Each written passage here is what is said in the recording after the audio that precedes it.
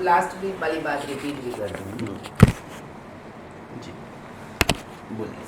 कली कथा पर। देखिए, एक तो जो बात हुई, जो सबसे पहले राजेंद्र यादव ने हंस के संपादकीय में इस पर एक टिप्पणी लिखी थी।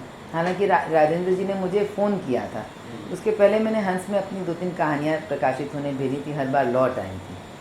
तो हम उस समय तो लैंडलाइन पे ही फ़ोन आते थे, तो मुझे घर में किसी ने कहा कि राजेंद्र जी का फ़ोन है, राजेंद्र यादव का। तो मुझे लगा कि शायद सुनने में भूल हुई होगी।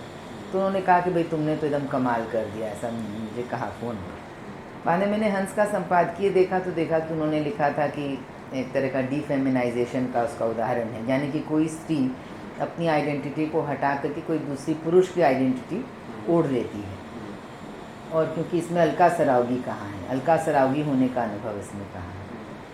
और मैं श्रीकांत वर्मा पुरस्कार लेने दिल्ली गई, तो जो मैंने वहाँ पर लोगों की जो बातें सुनी, तो ये 98 की बात है। तो उसमें सुना कि जो स्त्री पात्र हैं तो एकदम मौन रहते हैं।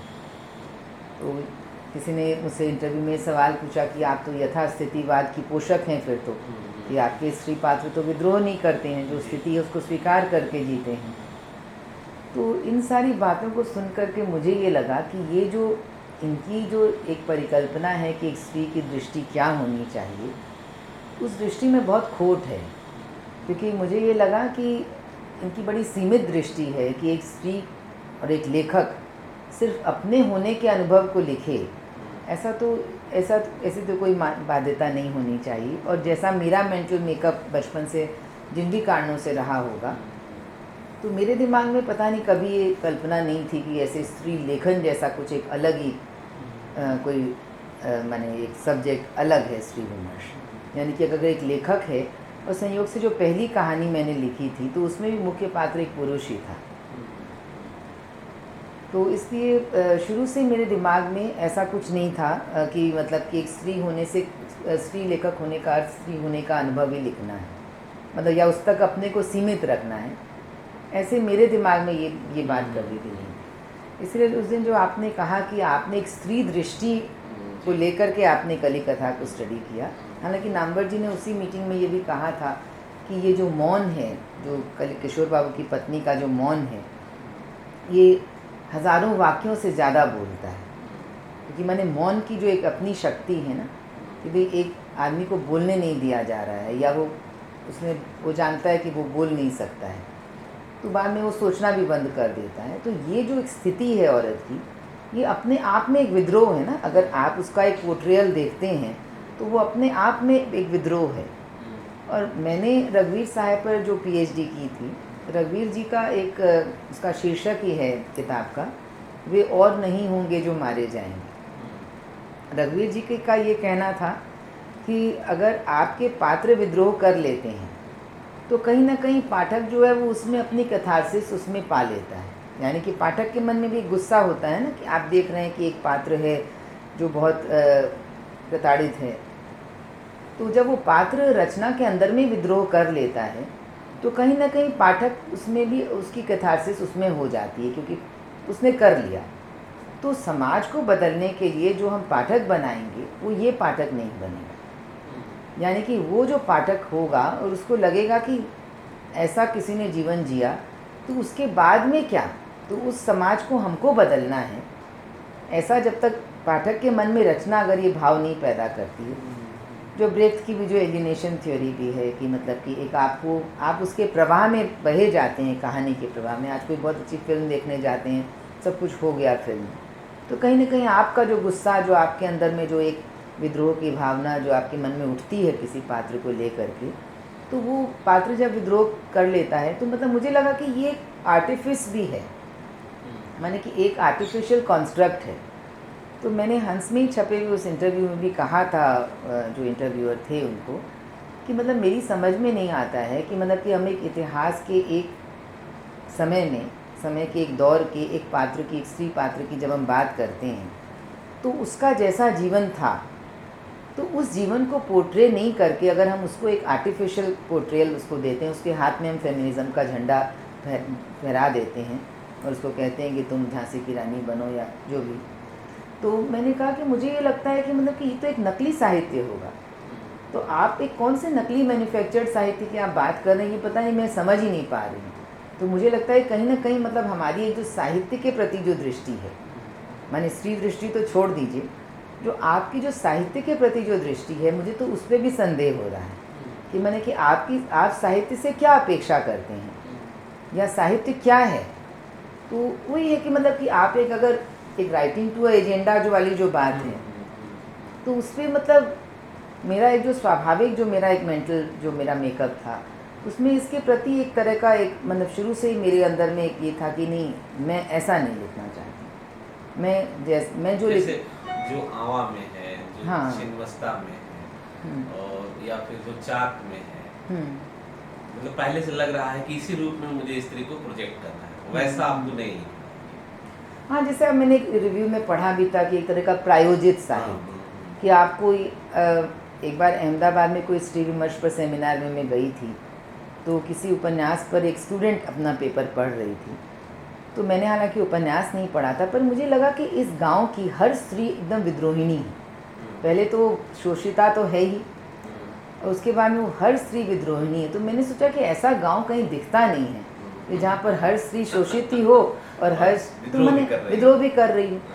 तो ये जो एक आर्टिफिशियल कॉन्स्ट्रक्ट आप बनाते हैं, तो पता नहीं, ये मुझे लगा कि ये साहित्य है नहीं। माने आप मैनिफेस्टो लिख सकते हैं, आप लेख लिख सकते हैं, मैं ये नहीं कह रही हूँ कि स्त्री इतनी आज़ाद हो गई है कि उसको अपने तकलीफ़ों का बयान करने की ज़रूरत नहीं रह गई है, पर इस तरह से आप जो साहित्य बनाते हैं एक दिमाग में एक पर्पज़ ले करके, उससे समाज भी नहीं बदलेगा, पहली बात, जो कि मैं रघुवीर साहब के रेफरेंस से आपको जो बात कही। और दूसरी बात, मैंने अल्टीमेटली आपको ये साहित्य भी नहीं पैदा कर रहे होते। तो मुझे ये लगा कि ये एक बहुत बेसिक दृष्टि भेद है। तो आप जब ये कहते हैं कि स्त्री दृष्टि, यानी कि एक स्त्री अगर कलिकथा जैसा उपन्यास लिखती है तो उसकी दृष्टि क्या है, और वो अगर कुछ खास माने अगर कोई पुरुष उसको लिख रहा है तो उस दृष्टि में या ये स्त्री का के जो लिखने की दृष्टि है, इन दोनों में क्या आप भेद कर सकते हैं। तो मेरे ख्याल से वो काफ़ी दिलचस्प मतलब मुझे लगी आपकी बात कि पात्र भले ही पुरुष हो, लेकिन अगर शरद चंद्र ने किसी महिला उनके सारे पात्र प्राय अक्सर स्त्रियाँ ही हैं, पर चूंकि एक पुरुष लिख रहा है तो उसकी संवेदनशीलता इतनी अधिक है कि वो स्त्री मन को इतने अंदर बाहर सब तरह से समझ रहा है, जान रहा है, या उसकी इतनी सेंसिटिविटी है कि वो उसमें एकमेक होकर के लिख रहा है। तो ये जो लेखक की जो क्षमता है, तो आप उस पर भी तो एक संदेह सवाल पैदा करते हैं ना, कि अगर वो पुरुष है तो वो पुरुष की तरह लिखे, उसके स्त्री पात्र क्यों असली पात्र हों, या एक स्त्री अगर लिखती है तो वैसा ही लिखे। और देखिए, एक बात तो ये भी है कि कलिकथा का जो कैनवास है, उसका मुख्य पात्र कोई स्त्री को लेकर के नहीं लिखा जा सकता, क्योंकि अल्टीमेटली आप रह रहे हैं एक पेट्रियार्कल सोसाइटी में। क्योंकि हम जिस तरह से बड़े हुए, तो हमारा जीवन टोटली एक पेट्रियार्कल दुनिया में ही हम बड़े हो रहे थे। हमारे अंदर में कितना भी विद्रोह था। राजेंद्र यादव की सारा आकाश हमारे सिलेबस में चलती थी, +2 में हमारे सिलेबस में थी, और वो हमारे अंदर में बहुत विद्रोह पैदा करती थी, अपनी जो पर्टिकुलर स्थिति थी कि मतलब शादी, बच्चे वगैरह वगैरह, तो मतलब उससे बहुत परेशानी होती थी। लेकिन अल्टीमेटली वो रिबेलियन हमारे अंदर कितना भी रहा होगा, लेकिन वो था एक पेट्रियार्कल सोसाइटी के फोल्ड में ही था। तो इसलिए आप अगर एक बड़ी कथा लिखना चाहते हैं तो सारे प्लेयर्स तो पुरुष ही हैं ना, तो इसलिए वो पुरुष को लेकर के ही शायद वो लिखी जा सकती है। मैंने अगर आपका कैनवास बड़ा है तो उसमें, और स्त्री पात्र अगर चुप रहते हैं तो इसका मतलब वो गौण पात्र बिल्कुल नहीं है। तो इसी संदर्भ में 2 टेक्स्ट और मैं नाम लेना चाहूँ, एक ए लड़की और दूसरा जो टेक्स्ट है वो माई, गीतांजलि गीता। हाँ। तो माई में जो माई है और जो ए लड़की में जो संवाद है, जो 2 पात्र हैं, एक विधा है और एक युवा स्त्री, वो जो स्त्री दृष्टि है, अगर उसमें जो स्त्री दृष्टि है, और आपने जो कलिकथा में जो की, तो उसमें कुछ आप एक समानता देख रहे हैं? देखिए, माई की जो बूढ़ी स्त्री है, अगर आप किशोर बाबू की माँ के जीवन को आप देखें तो वो एक विधवा होने के बाद में अपने पिता के घर में जाना स्वीकार नहीं करती है, और वो ये कहती है कि नहीं, एक कुछ भी हो जाए लेकिन कम से कम एक घर है जो मैं अपने बच्चों को दे सकती हूँ। तो मुझे लगता है कि ऐसे बहुत सारे पात्र हमारे जीवन में हमारे आसपास थे। मैंने एक पैट्रियार्कल सोसाइटी में और एक बहुत ही ऐसे बंद घर में पैदा होने और रहने के बावजूद हमारे आसपास में ऐसे बहुत सारे पात्र थे जो बिल्कुल अपनी तरह से अपनी बात कह सकते थे एक पुरुष के सामने, और अपनी तरह से अपनी शर्तों पर अपना जीवन भी जी सकते थे उस दौर में भी। माने इतिहास के जिस दौर की हम बात कह रहे हैं, किशोर बाबू की माँ ही वैसी एक पात्र है। तो इसलिए मुझे लगता है कि जो ए लड़की का जो संवाद है वो बहुत ही स्वाभाविक लगता है मुझे। मैंने हालांकि देखिए अब उसका एक लोकेल दूसरा है, भूगोल बदल जाता है और भूगोल के साथ में बहुत सारी चीज़ें भी बदल जाती हैं। अब कलकत्ते का जो एक प्रवासी मारवाड़ी समाज है वो काफ़ी हद तक एक हाँ वो थोड़ा इंटरव्यू सो रहे थे ना ये बात सॉरी।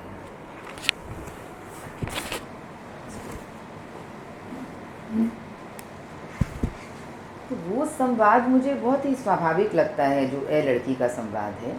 और इस तरह के जो स्ट्रॉन्ग कैरेक्टर्स हैं तो वो मुझे लगता है कि कोई अनजाने नहीं हैं। हालांकि अब जैसा मैं कह रही थी कि जो लोकेल बदल जाता, एक जो पंजाबी समाज है वो शायद ज़्यादा मतलब एक क्योंकि वो एक उसने एक पार्टीशन के उसको झेला है और एक तरह का मतलब जो एक हम मानते भी हैं कि पंजाबी जो है वो ज़्यादा मिलिटेंट है या ज़्यादा ब्रैश है। इस तरह से हम कुछ एक जातियों को भी कुछ जो हम एट्रीब्यूट्स करते हैं तो उनकी स्त्रियाँ भी उस तरह से ज़्यादा मतलब वीरांगनाएँ हो सकती हैं बजाय एक मारवाड़ी स्त्री के जो कलकत्ते में प्रवासी समाज जो मारवाड़ियों का उसमें रह रही हो।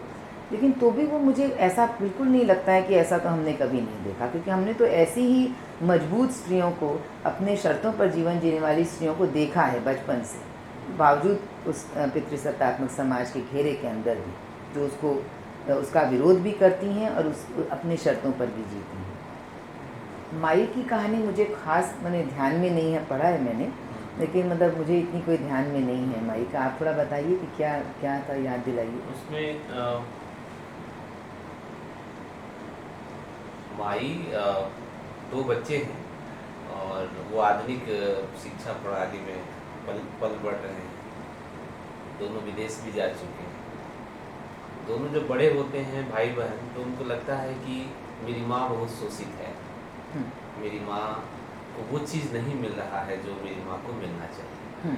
बाबूजी हमेशा उसे एक मशीन की तरह यूज करते हैं, या वो घर की एक ऐसी पात्र है जिसकी मान लिया गया है कि उसकी अपनी कोई इच्छा अनिच्छा नहीं है, उसकी अपनी कोई जिंदगी नहीं। तो बार बार माँ, दोनों भाई बहन माँ को उकसाते हैं कि माँ तुम इस जीवन से थोड़ा बाहर निकलो, और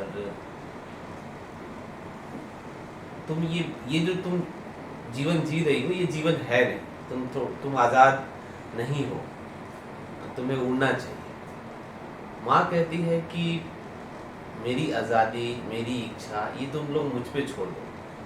मैं नहीं मानती हूँ कि मैं गुलाम उस तरह से, जो जिस भाषा में तुम लोग मुझे गुलाम साबित करना चाहते। तुम लोग उड़ो, अपनी तरह से आज़ादी का आनंद लो। और वो दोनों बच्चे अपनी परिस्थितियों से टकराने के बाद उनको बाद में एहसास होता है कि माई उतनी भी गलत नहीं थी और उतनी भी शोषित नहीं थी जितना हम समझ रहे थे, और हम उतने भी मुक्त नहीं हैं जितना हम अपने को समझ रहे थे। हम जितने आज़ाद हैं उतने भी हम आज़ाद है नहीं। तो माई में भी एक आग है, और वो एक कहानी का अंत इसी रूप में होता है शायद कि माँ जहाँ पूजा कर रही होती है, उस पूजे के स्थान पर उसे लड़की को एक टुकड़ा मिलता है कागज का, और उसमें कुछ ऐसा लिखा हुआ है जिससे पता चलता है कि माँ किसी से प्रेम करती है, और उस घर को किसी को नहीं पता है। तो माई में भी वो चीज़ें थीं, लेकिन माई ने दूसरे तरीके से उसको जिया, कभी खुल करके कहा नहीं, घर के किसी सदस्य को इस बात की जानकारी मिली नहीं। तो खैर उसमें मुझे ऐसा लगा कि लेखिका ये कहना चाहती है कि जो एक आज़ादी का जो एक फ्रेम हमने बना दिया है, वो फ्रेम उतना भी सही नहीं है, और गुलामी का जो हमने एक फ्रेम बना दिया है कि गुलाम है। ये जो एक बार नामवर जी ने उसी अहमदाबाद की मैं जो बात कह रही थी आपको सेमिनार की, उसमें नामवर जी ने ये कहा था कि स्त्री विमर्श तो हमेशा रहा है, जी। और एक तरह से स्त्री विमर्श ने स्त्री विमर्श का काफ़ी नुकसान पहुंचाया है। तो वो जो नुकसान है वो यही नुकसान है कि जहां आप एक फ्रेम बना लेते हैं और उसके बाद में उस फ्रेम के बियॉन्ड आप देख ही नहीं सकते हैं। आपको लगता है कि बस आकाश, इस फ्रेम से जो आप देख रहे हैं बस आकाश उतना ही है। जी जी। लेकिन ये जो एक कॉम्प्लेक्सिटी है, यानी कि एक औरत कितनी स्वतंत्र है या कितनी बंधन में है, और इसका फैसला वो खुद कर सकती है, ये वो खुद देख रही है, और जो आज़ादी की जो धारणा है वो समय के साथ में बदलती है, लेकिन फिर भी जो लोग अपने को बहुत आज़ाद समझ रहे हैं उस तरह से उतने आज़ाद नहीं हैं। तो मेरे ख्याल से ये जो एक जो कॉम्प्लेक्सिटी है ना, जो संबंधों में एक तरह की जो जटिलता है, जो एक तरह का समझ लीजिए कि जो बिल्कुल आप काले सफ़ेद में उसको आप डिफ़ाइन नहीं कर सकते हैं, उसके बीच में हज़ारों माने और दूसरे भी शेड्स हैं। तो ये जो दृष्टि है मेरे ख्याल से यही असल में साहित्य जो है वो यहीं पर ही है, कि मतलब कि वो जो एक एक्सप्लोर करता है कि यानी कि बंधी बंधाई धारणाओं से आप रिश्तों को देखें, या आप उनको रिजेक्ट करें, या उनको मान लें कि ये सही है, विद्रोह सही है। तो मेरे ख्याल से वहाँ पर वो उस जटिलता को एक तरह से नकारता है। एक बार देखिए, मेरी एक कहानी है लाल मिट्टी की सड़क। उसमें ये है कि एक औरत है, वो शहर से बाहर जाती है अकेले, और वो शांति निकेतन जैसी कोई जहाँ पर लाल, तो वो देख रही है कि घूमने निकला जाए, लेकिन वो सोचती है कि थोड़ा मैं सुबह होने का इंतज़ार कर लूँ, क्योंकि शायद अंधेरे में मैंने सुरक्षा कम होगी। और वो अपने पति के बारे में सोचती है कि पति ज़रूर चिंता करते होंगे कि मतलब कि वो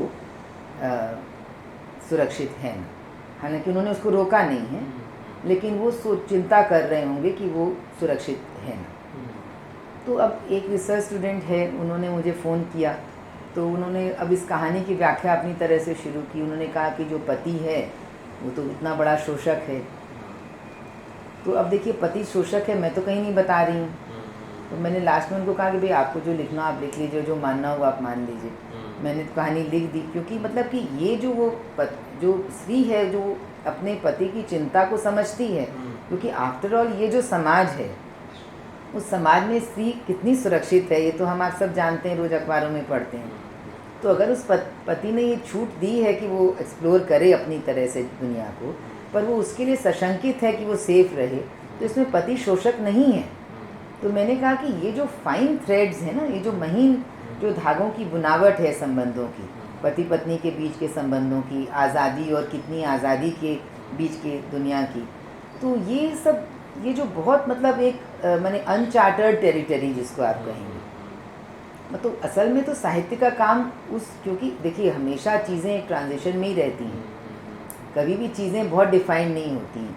अभी हम जो सोच रहे हैं कि हम कितने आज़ाद हैं, हमारी माँ से ज़्यादा हम आज़ाद थे, या हमसे हमारी पीढ़ी अगली वाली सोच रही कि हम कितने आज़ाद हैं अपनी माँ से, तो उनके जो बच्चे होंगे वो भी उनको परतंत्र ही समझेंगे। क्योंकि बहुत सारा देखिए, एक जो सोसाइटी को जो एक जो समाज को जो बहुत सारी चीज़ें जोड़े रखती हैं, या समाज के कुछ एक हवा में कुछ रूल्स चलते हैं, लिखित तो कुछ भी ऐसा नहीं होता है, पर कुछ भी जो रूल्स होते हैं जिनको आप बंधन भी कह सकते हैं, जिनको आप एक नियम भी कह सकते हैं चलाने के लिए। और आफ्टर ऑल आप रेड लाइट पर रुकते हैं, तो अगर नहीं रुकते हैं तो उधर से आने वाली गाड़ी से आपका एक्सीडेंट हो जाता है। तो रूल्स के पीछे कहीं ना कहीं तो एक मतलब सब कुछ चलता रहे, इसकी एक कंसेप्शन तो उसी का ही रहता है। तो वो अगर मतलब आप अगर उसको बदलना चाहते हैं, या तो बदलता तो वो है ही समय के साथ, पर वो बदलता है अपने तरीके से, और उस तरीके में जो जितनी उथल पुथल है, उस तरीके में जितने कष्ट हैं, जितने कश्मकश हैं, जितनी माने उहापोह है कि ये करें न करें, तो साहित्य तो वही है। आप एक तरह से आप जब एकदम क्लियरली डिफाइन कर देते हैं तो आप साहित्य की स्पेस ख़त्म कर देते हैं। आपको लगता है कि स्त्री विमर्श एक आज़ादी की बिल्कुल एक प्रकट रूप से एक विद्रोह की बिल्कुल वैसी एक कहानी होनी चाहिए, तो स्त्री विमर्श वहाँ है नहीं, क्योंकि पुरुष भी तो इवॉल्व हो रहा है ना। अच्छा, आपने नामवर सिंह की चर्चा की तो मेरे मन में सवाल आ गया एकाएक। मैं नामवर जी से 2-3 बार मिला हूँ और सुना, जब दिल्ली में था तो सुनता है, तो उनके बारे में एक छवि है कि स्त्री विमर्श को बहुत पसंद नहीं करते, स्त्री विमर्श दलित विमर्श को तो, और आपकी कृति की वो सराहना करते हैं। सुना है कि पुरस्कार जो कमेटी थी उसके भी वो सदस्य थे। बाद के दिनों में भी हाँ, उन्होंने लिखा भी है। पॉजिटिव कहा हाँ। है। तो एक तरफ स्त्री विमर्श से उनके मन में जो उतना लगाव नहीं है, या इसको मानते हैं कि इस तरह की बहसबाजी बहुत साहित्य के लिए अच्छी नहीं है, तो उसी तरफ आपकी रचना को प्रमोट नहीं करते हैं। नहीं, पर हमको तो वो एक स्त्री के रूप में प्रमोट नहीं कर रहे हैं ना, हमको तो एक वो लेखक के रूप में, जैसे उन्होंने कली कथा के लिए लिखा था, एक इंटरव्यू में उन्होंने कहा था तो कि कली कथा जो है वो एक आर्किटेक्चर, उपन्यास का जो आर्किटेक्चर है। तो देखिए, आर्किटेक्चर से हम सब समझते हैं ना कि एक समय में एक तरह के मकान बनते हैं। मैंने अगर आप किसी मकान को देखें, ये तो टूट गया, ये मकान को देखें तो आपको देख के मैं बता सकती हूँ कि ये 1960 के आसपास बना होगा, ठीक है। इसके पहले एक मकान था यहाँ ब्रिटिश लोगों का बनाया हुआ, तो उसको देख के हम बता सकते हैं कि ये आज़ादी के पहले बना होगा। तो एक जो आर्किटेक्चर होता है वो एक समय का एक तरह का आर्किटेक्चर, अभी आप देख रहे हैं जो ग्लास लग लग के जो मकान बन रहे हैं, तो यानी कि क्या है, कोई भी चीज़ का जो आर्किटेक्चर होता है वो एक तरह से अपने समय के थोड़ा बहुत बदलाव के साथ में, लेकिन उसकी कुछ खास एक कॉमन कुछ फीचर्स उसके होते हैं। लेकिन आर्किटेक्चर जब बदलता है तो वो कुछ इस तरह बदलता है कि आप उसको एक पिछले पीरियड से आप उसको अलग डिफाइन कर सकते हैं। तो नामवर जी ने ये कहा था कि कली कथा उपन्यास के आर्किटेक्चर को बदलता है, माने जिस तरह से उपन्यास लिखे जा रहे थे उसमें एक नई तरह की संरचना को वो इंट्रोड्यूस करता है। तो इसमें तो कोई स्त्री और पुरुष वाली कोई बात है ही नहीं, इसमें तो बात उपन्यास की हो रही है। दूसरी जो रचना है उस संदर्भ में भी उन्होंने शैली की बात की है। पहली वाली में भी शैली की बात की, और आपने एक फेसबुक पोस्ट में लिखा है कि जब कोई कथा पे बात करता है तो मुझे ज़्यादा अच्छा लगता है। तो इसको आप कैसे देख रही हैं कि बार बार आपकी शैली पे लेकर ज़्यादा प्रशंसा हो रही है, कथा पे कम बात कर रही है? देखिए, मुझे लगता है कि कथा तो है ही जी, क्योंकि कथा में अगर ताकत नहीं है, किस्सा गोई की अगर ताकत नहीं है तो कोई भी किताब आप पढ़ नहीं सकते। हाँ, आप बिल्कुल। अगर मतलब अगर मैं कुछ ऐसा ले रही हूँ, समझ लीजिए कि जैसे मैंने एक सियर उल मुख्तरीन, एक तो 1890 का मैंने किताब से एक उदाहरण दिया। अच्छा। अगर मैं उसको आज भी पढ़ती हूँ तो मुझे बहुत दिलचस्प लगता है। तो जैसे मेरा कली कथा को लिखते वक्त मेरे सामने तो कोई ढांचा नहीं था जिसको मुझे फॉलो करना है, तो असल में नया ढांचा इसीलिए बना क्योंकि कोई ढांचा ऐसा था नहीं जिसमें कथा कही जा सके। तो जो चीज़ें मुझे दिलचस्प लग रही थी वो उसी तरह से कथा में आती है, और उसकी जो शैली है वो यही शैली है कि वो कोई शैली नहीं है। आप सब पूछिए तो उसकी वो शैली बनती है। अगर आप कहेंगे कि कली कथा, अच्छा जैसे मेरे घर के जो लोग हैं, साधारण पाठक जो हैं, इन लोगों ने ही पहले कली कथा पढ़ी। मैंने जब लिखा तो किसको पढ़ाने जाएंगे भाई, नया नया कौन पढ़ता है, कोई उपन्यास आप लेकर के कहाँ जाएंगे, किसको पढ़ाने जाएंगे। तो हमारे देवर हैं, उनका पैर टूट गया था तो उन्होंने कहा कि कोई किताब दे दीजिए पढ़ने के लिए। तो मैंने कहा मेरी मैन्युस्क्रिप्ट है, पढ़ लो। तो उसने कहा कि हाँ मैं पढ़ लेता हूँ, कहीं चल फिर नहीं सकते हैं तो पढ़े पढ़े पढ़ लेते हैं। तो उसने पढ़ के कहा कि इस किताब पर आपको अगर कोई अवार्ड ना मिले तो मैं अपनी मूंछ उड़वा लूँगा। अच्छा। हाँ, तो मैंने कहा तो उड़वा ही लेना। जिस आदमी ने जीवन में 10 किताबें नहीं पढ़ी हो तो वो मूंछ ही उड़वाएगा फिर तो। फिर हमारी देवरानी है, वो भी हमेशा फर्स्ट रीडर रहती है, तो बाद में एक तो रीडिंग रखी तो कुछ लोगों को बुलाया था जो साहित्यिक लोग हैं, तो उसका नेगेटिव एक फीडबैक था कि क्या लिखा है, कहीं कुछ, मतलब एक उस तरह का फीडबैक था। तो उसने कहा कि नहीं बहुत अच्छी कहानी आप भेज दीजिए। तो मैंने जो एक साधारण पाठक है तो वो इस किस्सा गोई की डोर पकड़ के ही पढ़ पाया ना। तो कहीं भी कोई ऐसा वर्णन कहीं भी नहीं आता है जहाँ पर आपको ये लगे कि भाई ये आप मतलब एक इतिहास का इंक्लूजन है। अभी नमिता गोखले का मैंने उपन्यास पढ़ा, थिंग्स टू लीव बिहाइंड। उन्होंने नैनीताल का जो ब्राह्मण समाज है, हुमायूं ब्राह्मण समाज, उस पर उन्होंने कई पीढ़ियों को लेकर के मैंने ऐतिहासिक पृष्ठभूमि में लिखा है। अंग्रेजी में लिखा है जी, 1912 के आसपास की कथा है। तो मैंने नमिता जी को ये लिखा, मैंने मैसेज किया मैंने उनको कि बहुत अच्छी लगती है किताब, लेकिन बीच बीच में तो हिस्ट्री की किताब लगने लग जाती है, उसका क्या करेंगी आप। तो वो क्या है कि जहाँ आपको किस्से के बीच में ये लगने लग जाए कि ये इतिहास की किताब आप पढ़ रहे हैं, तो वहाँ पे कथा जो है वो बाधित होती है। अब ये मुश्किल भी बहुत है। तो नमिता जी ने लिखा भी कि मतलब कि एक हिस्टोरिकल पर्सपेक्टिव में कुछ बातों को बताना पड़ता है, नहीं तो आप समझ नहीं सकते, कनेक्ट नहीं कर सकते हैं चीज़ों को। मैं जानती हूँ कि ये ठीक है, ये लेखक अगर एक ऐतिहासिक फ्रेम का उपन्यास लिख रहा है तो उसमें उसको एक ऐसा करना ही पड़ता है। लेकिन मेरे ख्याल से मतलब मैंने जो कुछ भी लिखा है तो उसमें एक किस्सा गोई की एक ऐसी डोर है कि अगर साधारण से साधारण पाठक भी उसको पढ़े तो वो उसमें से उसकी कहानी को पकड़ के वो उसमें से पार कर जाएगा, ऐसा मुझे लगता है हमेशा। अब आलोचक की दृष्टि है वो उसमें कितनी उसको नई शैली की बात करे या कुछ भी करे, लेकिन मैं जिनके लिए लिख रही हूँ तो वो तो मतलब बिल्कुल एकदम साधारण लोग हैं जिन्होंने 10 किताबें भी नहीं पढ़ी। तो इसलिए मैं कभी भी वैसे एक्सपेरिमेंटल नहीं हो सकती हूँ जैसा कि कुछ लोग अगर एक्सपेरिमेंट करने के लिए एक्सपेरिमेंट करें। मेरा एक्सपेरिमेंटेशन हमेशा एक कहानी को खुद के लिखने के लिए एक दिलचस्प बनाना होता है। पहले तो मैं खुद ही उसकी पाठक हूँ, उसके बाद में जो हमारे आसपास के लोग हैं। तो आप देखिए कि अब जैसे कली कथा में ये जो है कि 22 कैरेट की कथा है, तो ये उन दिनों बहुत अखबार में निकल रहा था। आप सन्मार्ग अगर खोलिए जो आप अखबार में पढ़ते हैं हिंदी का, तो 22 बाई 22 कैरेट, तो मतलब एक बड़ा दिलचस्प 22 बाई 22 कैरेट क्या है, तो पता चला कि 24 कैरेट है। तो मेरे दिमाग में आया कि अच्छा कथा भी एक 24 कैरेट की हो सकती है। फिर आप देखिए कि किशोर बाबू और जो एक अनाम अनजान कोई लेखक है, स्त्री या पुरुष है ये भी पता नहीं, तो उन दोनों के बीच का जो संवाद है जिसमें कथा लिखी जाती है, तो हमारे तो घर में बहुत सारे धार्मिक लोग रहते हैं, कथाएं वथाएं होती रहती हैं। तो ये भी जो स्ट्रक्चर है ये भी वहीं से आया है कि वेद व्यास कथा लिखाते हैं और गणेश कथा लिखते हैं, यानी कि 2 कथावाचक हैं। फिर यही कथा नैमिषारण्य में उसने सूत ने शौनक ऋषि को, शौनक ऋषि ने कहाँ पर किसको, और किसी ने कहाँ को, और नारद मुनि ने किसको, और वही कथा वो कहते हैं कि मैं आपको सुना रहा हूँ। यानी कि एक ही कथा है और वही कथा कई बार सुनाई जा चुकी है और वही कथा मैं आपको सुना रहा हूँ।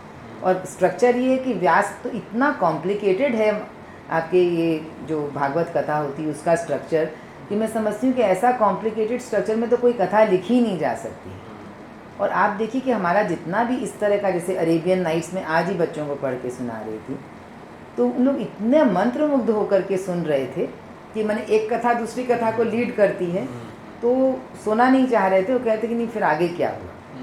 तो मतलब कि ये जो एक किस्सा गोई का जो एक रस है, तो देखिए एक तो राजस्थान की किस्सा गोई है, आपने विजयदान देथा को पढ़ा हो तो आपको अनुमान होगा उसका। हमारे यहाँ पहले एक बहुत पुराने, मैंने हमारी शादी के पहले से हमारे हस्बैंड के बचपन के वो महाराज जी रहते थे राजस्थान के, खाना बनाने वाले। तो वो क्या करते, कभी कुछ जैसे बड़ा भोज होता ना कि बहुत सारे लोग खाने आने वाले हैं या कुछ पूजा पाठ है, तो वो कहते कि बहू जी थोड़ी पूड़ी बेल दीजिए। तो मैं कहती कि ठीक है मैं 10-15 पूड़ी बेल दूँगी, उनको नाराज़ नहीं करना चाहती पुराने आदमी। तो वो कहते कि हाँ हाँ ठीक है। अब उनको पता रहता था कि वो क्या करेंगी, तो वो कथा सुनाना शुरू करते। उसके बाद तो मेरे दोनों हाथ लाल हो जाते, फूल जाते, वो पूरी बिलवाते रहते। माने इतनी उनके पास कथाएं थीं कि वो लास्ट में मतलब वो खुद ही कहते कि अच्छा छोड़ दीजिए।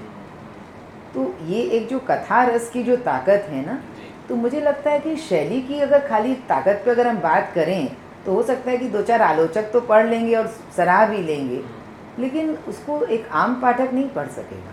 तो इसीलिए मैं कहती हूँ कि माने कि कथा पर शैली तो है ही। अब अगर आपने जानकीदास तेजपाल मेंशन पढ़ा हो, मैंने कहा भी था आपके यहाँ प्रेसिडेंसी में कि जैसे मैं पहला जो चैप्टर है मैं उसको कई साल से लिख रही थी, उसका एक एक शब्द मेरा मांझा हुआ होगा।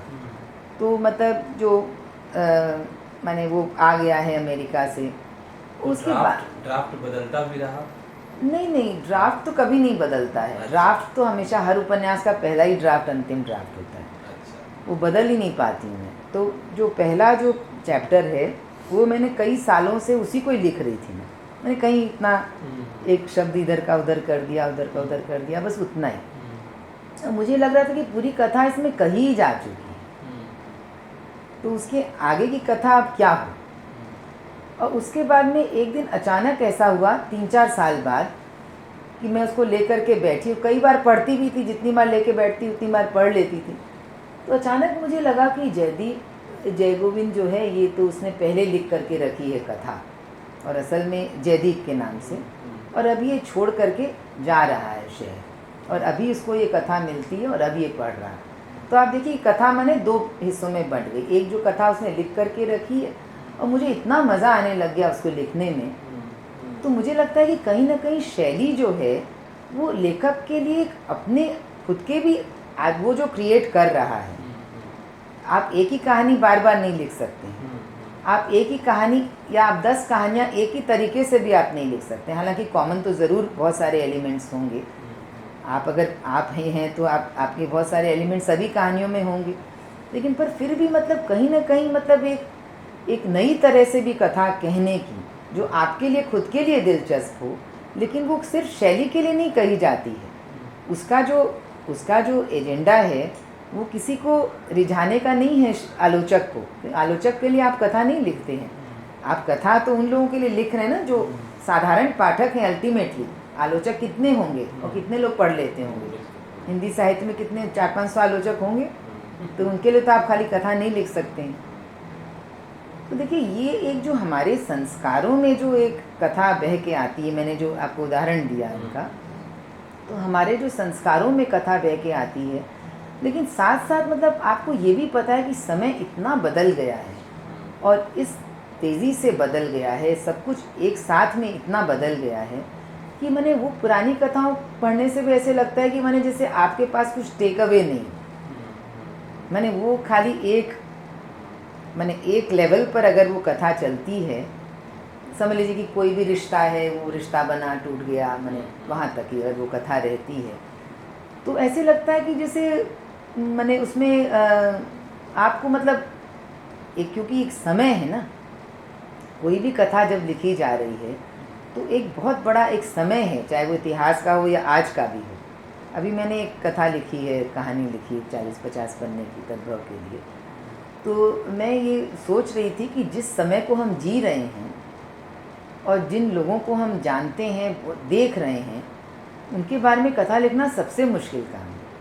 क्योंकि जो मतलब एक मेरा जो फेसबुक का पेज भी है कि आपके लेखक का हाथ समय की नब्ज़ पर है, वो नब्ज़ धड़क रही है, उसकी धड़कनों को गिनना इतना आसान नहीं होता है कि मैंने आप समय की नब्ज़ को कैसे पकड़ें। तो देखिए कि मतलब कि ये अगर आप इसको स्त्री दृष्टि कहें तो आप कह सकते हैं, या ऐसी, या अगर लेखक दृष्टि कहें तो ज़्यादा समीचीन होगा।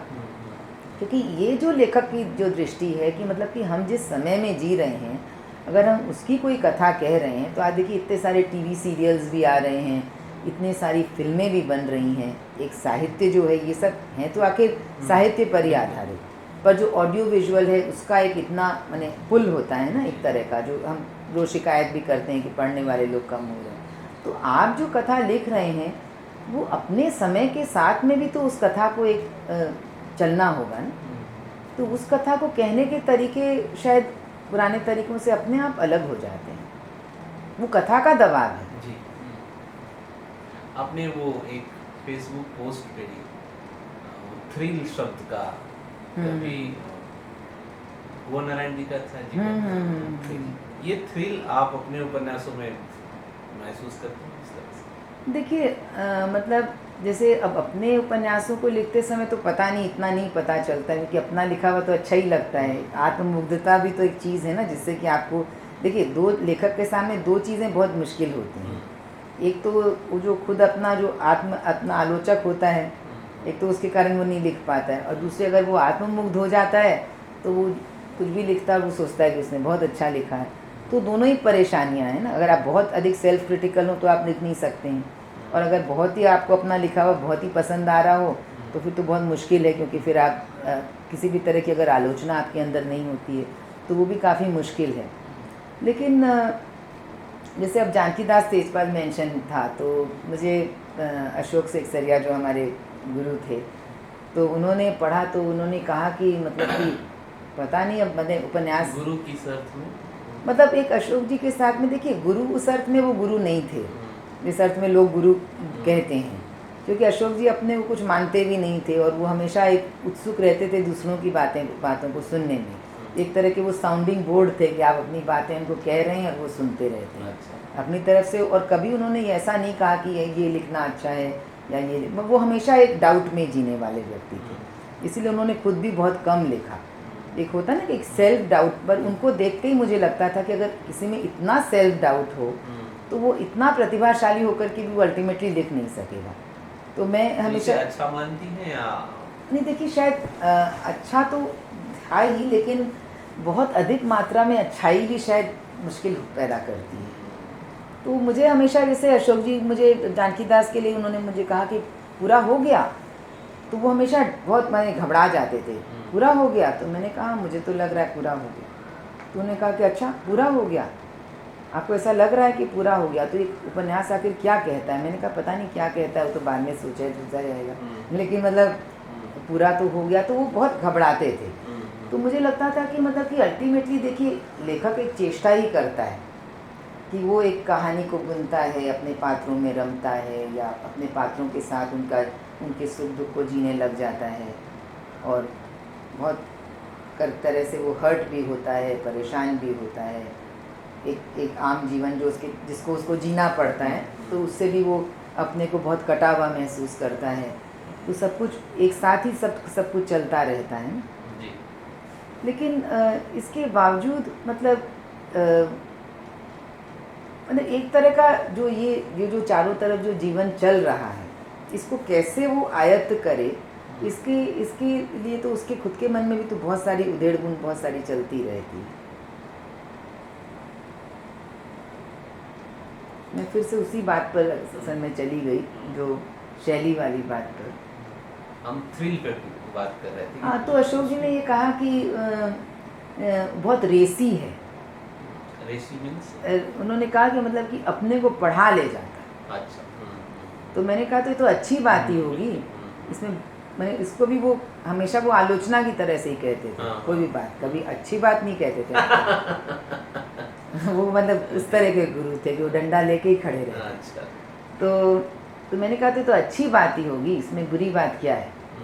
कि अगर रेसी है तो अब रेसी का अर्थ तो वही होता है कि जो एक थ्रिलर की तरह से, आपने जेम्स हैडली चेज या आपने पढ़ा होगा कोई ऐसे थ्रिलर उपन्यास पढ़े कभी आपने? मैं शुरू में पढ़े अंग्रेज़ी के, तो अब शेरलॉक होम्स या अगाथा क्रिस्टी या जेम्स हैडली चेज या इवन जो एक सिडनी शेल्डन बोल करके एक बहुत पॉपुलर राइटर है, तो उनको आप पढ़ना शुरू कीजिए तो कितना भी बकवास लिख रहे हैं लेकिन आप पढ़ जाएंगे, छोड़ आप नहीं सकते। तो कुमार नारायण जी ने ये कहा था एक बार, मैं दिल्ली में उनसे जब मिली थी, कि मैं सोचता हूँ कि किसी उपन्यास को एक थ्रिलर की तरह होना चाहिए, कि मैंने अगर कोई पढ़े उसको तो अब देखिए ये जो थ्रिल है, जो जासूसी या इस तरह के जो उपन्यासों में जिनको हम असल में साहित्य भी नहीं मानेंगे, तो उसका वो जो एक थ्रिल होता है वो तो एक घटना बेस्ड होता है। अब जानकी दास तेजपाल मेंशन में आप क्या घटना डालेंगे या उसमें क्या थ्रिल होगा?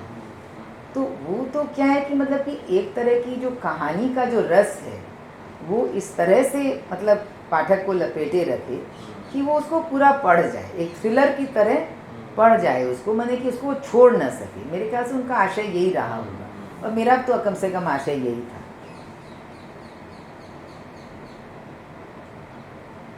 अकादमी की घोषणा, पुरस्कार की घोषणा के बाद आपके मन में देखिए ये बात मुझसे प्रतिक्रिया थी? वो एक बड़ा कॉमन सवाल है जो नहीं, देखिए ये बात मुझसे बहुत बार पूछी भी जा चुकी है, और मुझे किसी ने ये भी पूछा था कि मतलब कि आप जब लिख रही थी कलिकथा, तो देखिए कलिकथा को लिखने का भी एक बहुत ही माने टॉर्चरस पीरियड था ना। मैंने करीब 9-10 महीनों में लिखा है पूरा। अच्छा। मुझे कृष्णा सोबती, मैंने पीएचडी की थीसिस जमा की थी आपके जुलाई 96 में, और उसके बाद में अशोक जी ने मुझे कहा अब आपको एक उपन्यास लिखना चाहिए। मुझे लगा उपन्यास क्या, कहानी लिखना ही मुश्किल है, कहा उपन्यास कहाँ से लिखेंगे। वो मैंने इसको कहानी की तरह से शुरू किया था, बीच वाला कमरा कहाँ है जो मैंने उस दिन भी बताया। तो बाद में जब जैसे ये लगने लग गया कि मैंने समय का एक मतलब एक ऐसा समय जिसमें आप जिंदा पैदा भी नहीं हुए थे, उस समय को एक कंस्ट्रक्ट करना और उसको पूरा उसको बुनना, तो ये कितना कठिन काम है। और फिर इतना आनंद आ रहा था एक तरह से, और इतनी सारी कथाएं थीं, आप लोगों से मिल रहे थे, बहुत सारी किताबें पढ़ रहे थे, डायरियाँ पढ़ रहे थे, यानी बहुत कुछ एक साथ में। मतलब हमारे साथ साथ एक लड़की थी, अमेरिकन लड़की, जो मारवाड़ियों पर रिसर्च कर रही थी, तो वो उसने मुझसे कहा कि तुम्हारे पास कोई कंप्यूटर नहीं है, तुम कोई डायरी तक भी मेंटेन नहीं करती हो जिनसे बातें करती, तो मैंने लिखोगी कैसे? तो मतलब वो जो एक रिसर्च प्रोजेक्ट की तरह जो एक लिखता है आदमी, तो वो हर चीज़ को एक नोट करता है ना उसका। तो मेरा तो उस तरह से कोई नोटिंग उस तरह की मेरी थी नहीं, तो न कोई मैंने कभी कोई टेप रिकॉर्डर किसी से बात करने में इस्तेमाल किया था। तो कई बार मुझे भी ऐसे लगता था कि इतनी कथाएं हैं कि मैंने एकदम दिमाग जैसे फट जाएगा, सारी कथाएं जो दिमाग से निकल जाएंगी। तो 9 महीने भी मतलब उसको सस्टेन करना काफ़ी मैंने मुश्किल काम था। रात भर मैं सो नहीं पाती थी, कभी भी लिख रही हूँ। फिर मतलब ऐसा नहीं हुआ कि मैंने एक क्षण भी छोड़ा हो उपन्यास। मैंने वो 9 महीने का एक इतना इंटेंस पीरियड था, तो वो अपने आप होता है, वो एक जुनून आपके दिमाग पर सवार हो जाता है, फिर आप कुछ कर नहीं सकते हैं उसका। बाद में अशोक जी ने भी मतलब मुझे कहा कि मैंने आप एकदम ऐसे जुनून की तरह से काम कर रही थी। उनकी मैंने इसमें सम्मति नहीं थी। उनको ये लगता था कि कोई भी एक उपन्यास होता है तो उसका एक गेस्टेशन पीरियड होता है, कि गर्भाधान का। 9 महीने में आप बच्चा पैदा होगा, आप कहेंगे 4 महीने में बच्चा पैदा करेंगे तो ज़बरदस्ती की बात है। तो उनका ऐसा मानना था कि जिस तरह से मैं लिख रही थी, तो शायद मेरे अपने जीवन के भी देखिए प्रेशर्स बहुत सारे थे, तो शायद इतना एक किसी भी चीज़ को उसके बियॉन्ड भी सस्टेन करना। ये डर भी था कि मैं अगर थोड़ा सा ढीला पड़ूंगी तो कहीं पूरा ना हो पाए, छूट ना जाए। देखिए छूट जाने से भी ज़्यादा मतलब मैंने लिख लेने का, क्योंकि मतलब कि मुझे पता था कि मतलब कि मैंने ये होता है ना कि मैंने आप खुद नहीं जानते हैं जिन चीज़ों को। आप जिस शहर में पैदा हुए आप उसको नहीं जानते हैं, आप उसके इतिहास को नहीं जानते हैं। 43 में इतना बड़ा बंगाल का काल हुआ, किसी हिस्ट्री बुक में पढ़ाया नहीं गया आपको। ग्रेट कैलकाटा किलिंग 46 का जो हुआ आपको पता नहीं, जबकि आपके माँ बाप सब मौजूद थे, कभी उन्होंने आपको कुछ बताया नहीं था। बाद में सब ने बताया। तो आप अपने शहर का कोई इतिहास नहीं जानते हैं, आप अपने मारवाड़ी जाति का कोई इतिहास नहीं जानते हैं। जो आज़ादी का इतना बड़ा आंदोलन चल रहा था, उसमें ये सारे लोग जो ज़िंदा थे, लोग क्या कर रहे थे और क्या सोच रहे थे, किसी ने आपको आपके बारे में उसके बारे में आपसे बात नहीं की। तो ये कौन सा एक तो कल्चरल एमनीसिया है, यानी आप ये जो स्मृति लोप है लोगों का, तो ये कौन सा स्मृति लोप है जिसमें आप अपने बिल्कुल, ये कोई इतिहास थोड़ी था, ये तो वो इतिहास था कि आप पीछे हाथ मुड़ाइए और उसको छू लीजिए। ये तो अभी अभी गया हुआ इतिहास था। आपके माँ बाप जिंदा थे और आप उस समय ज़िंदा थे। किसी ने आपको कोई हिस्ट्री की, ज्योग्राफी की किताबों में आपको नहीं पढ़ाया गया, स्कूल में क्यों नहीं पढ़ाया गया? आपको अमेरिका की हिस्ट्री पढ़ाई गई, आपको रशिया की हिस्ट्री पढ़ाई गई, ये क्यों नहीं पढ़ाई गई आपको? फिर कोई आपके आसपास के लोगों को भी कोई मतलब नहीं था। ये गांधी, सुभाष और ये नेहरू के 2-4 जो नाम हम जानते हैं कि हाँ भाई कुछ हुआ होगा, तो मतलब कि ये आखिर किस लिए था? तो ये बहुत सारी जो बातें थीं जो एक साथ में, तो आप जब जान रहे थे तो आपको लग रहा था कि ये मतलब ये तो इतना इम्पॉर्टेंट है जानना, और ये जो कथाएं हैं इनको जानना कितना, मैंने एक विशुद्ध एक आनंद है। अब आप बोलते हैं ना थ्रिल, तो ये एक तरह का ये वो थ्रिल था एक जानने का, कि जिन चीज़ों को आप इतनी आसानी से जान सकते थे उनको आप क्यों नहीं जानते थे। तो एक तरह से जो मेरा आनंद था पढ़ने का, जानने का, मैंने उसी को कम्युनिकेट करने की उपन्यास में कोशिश की।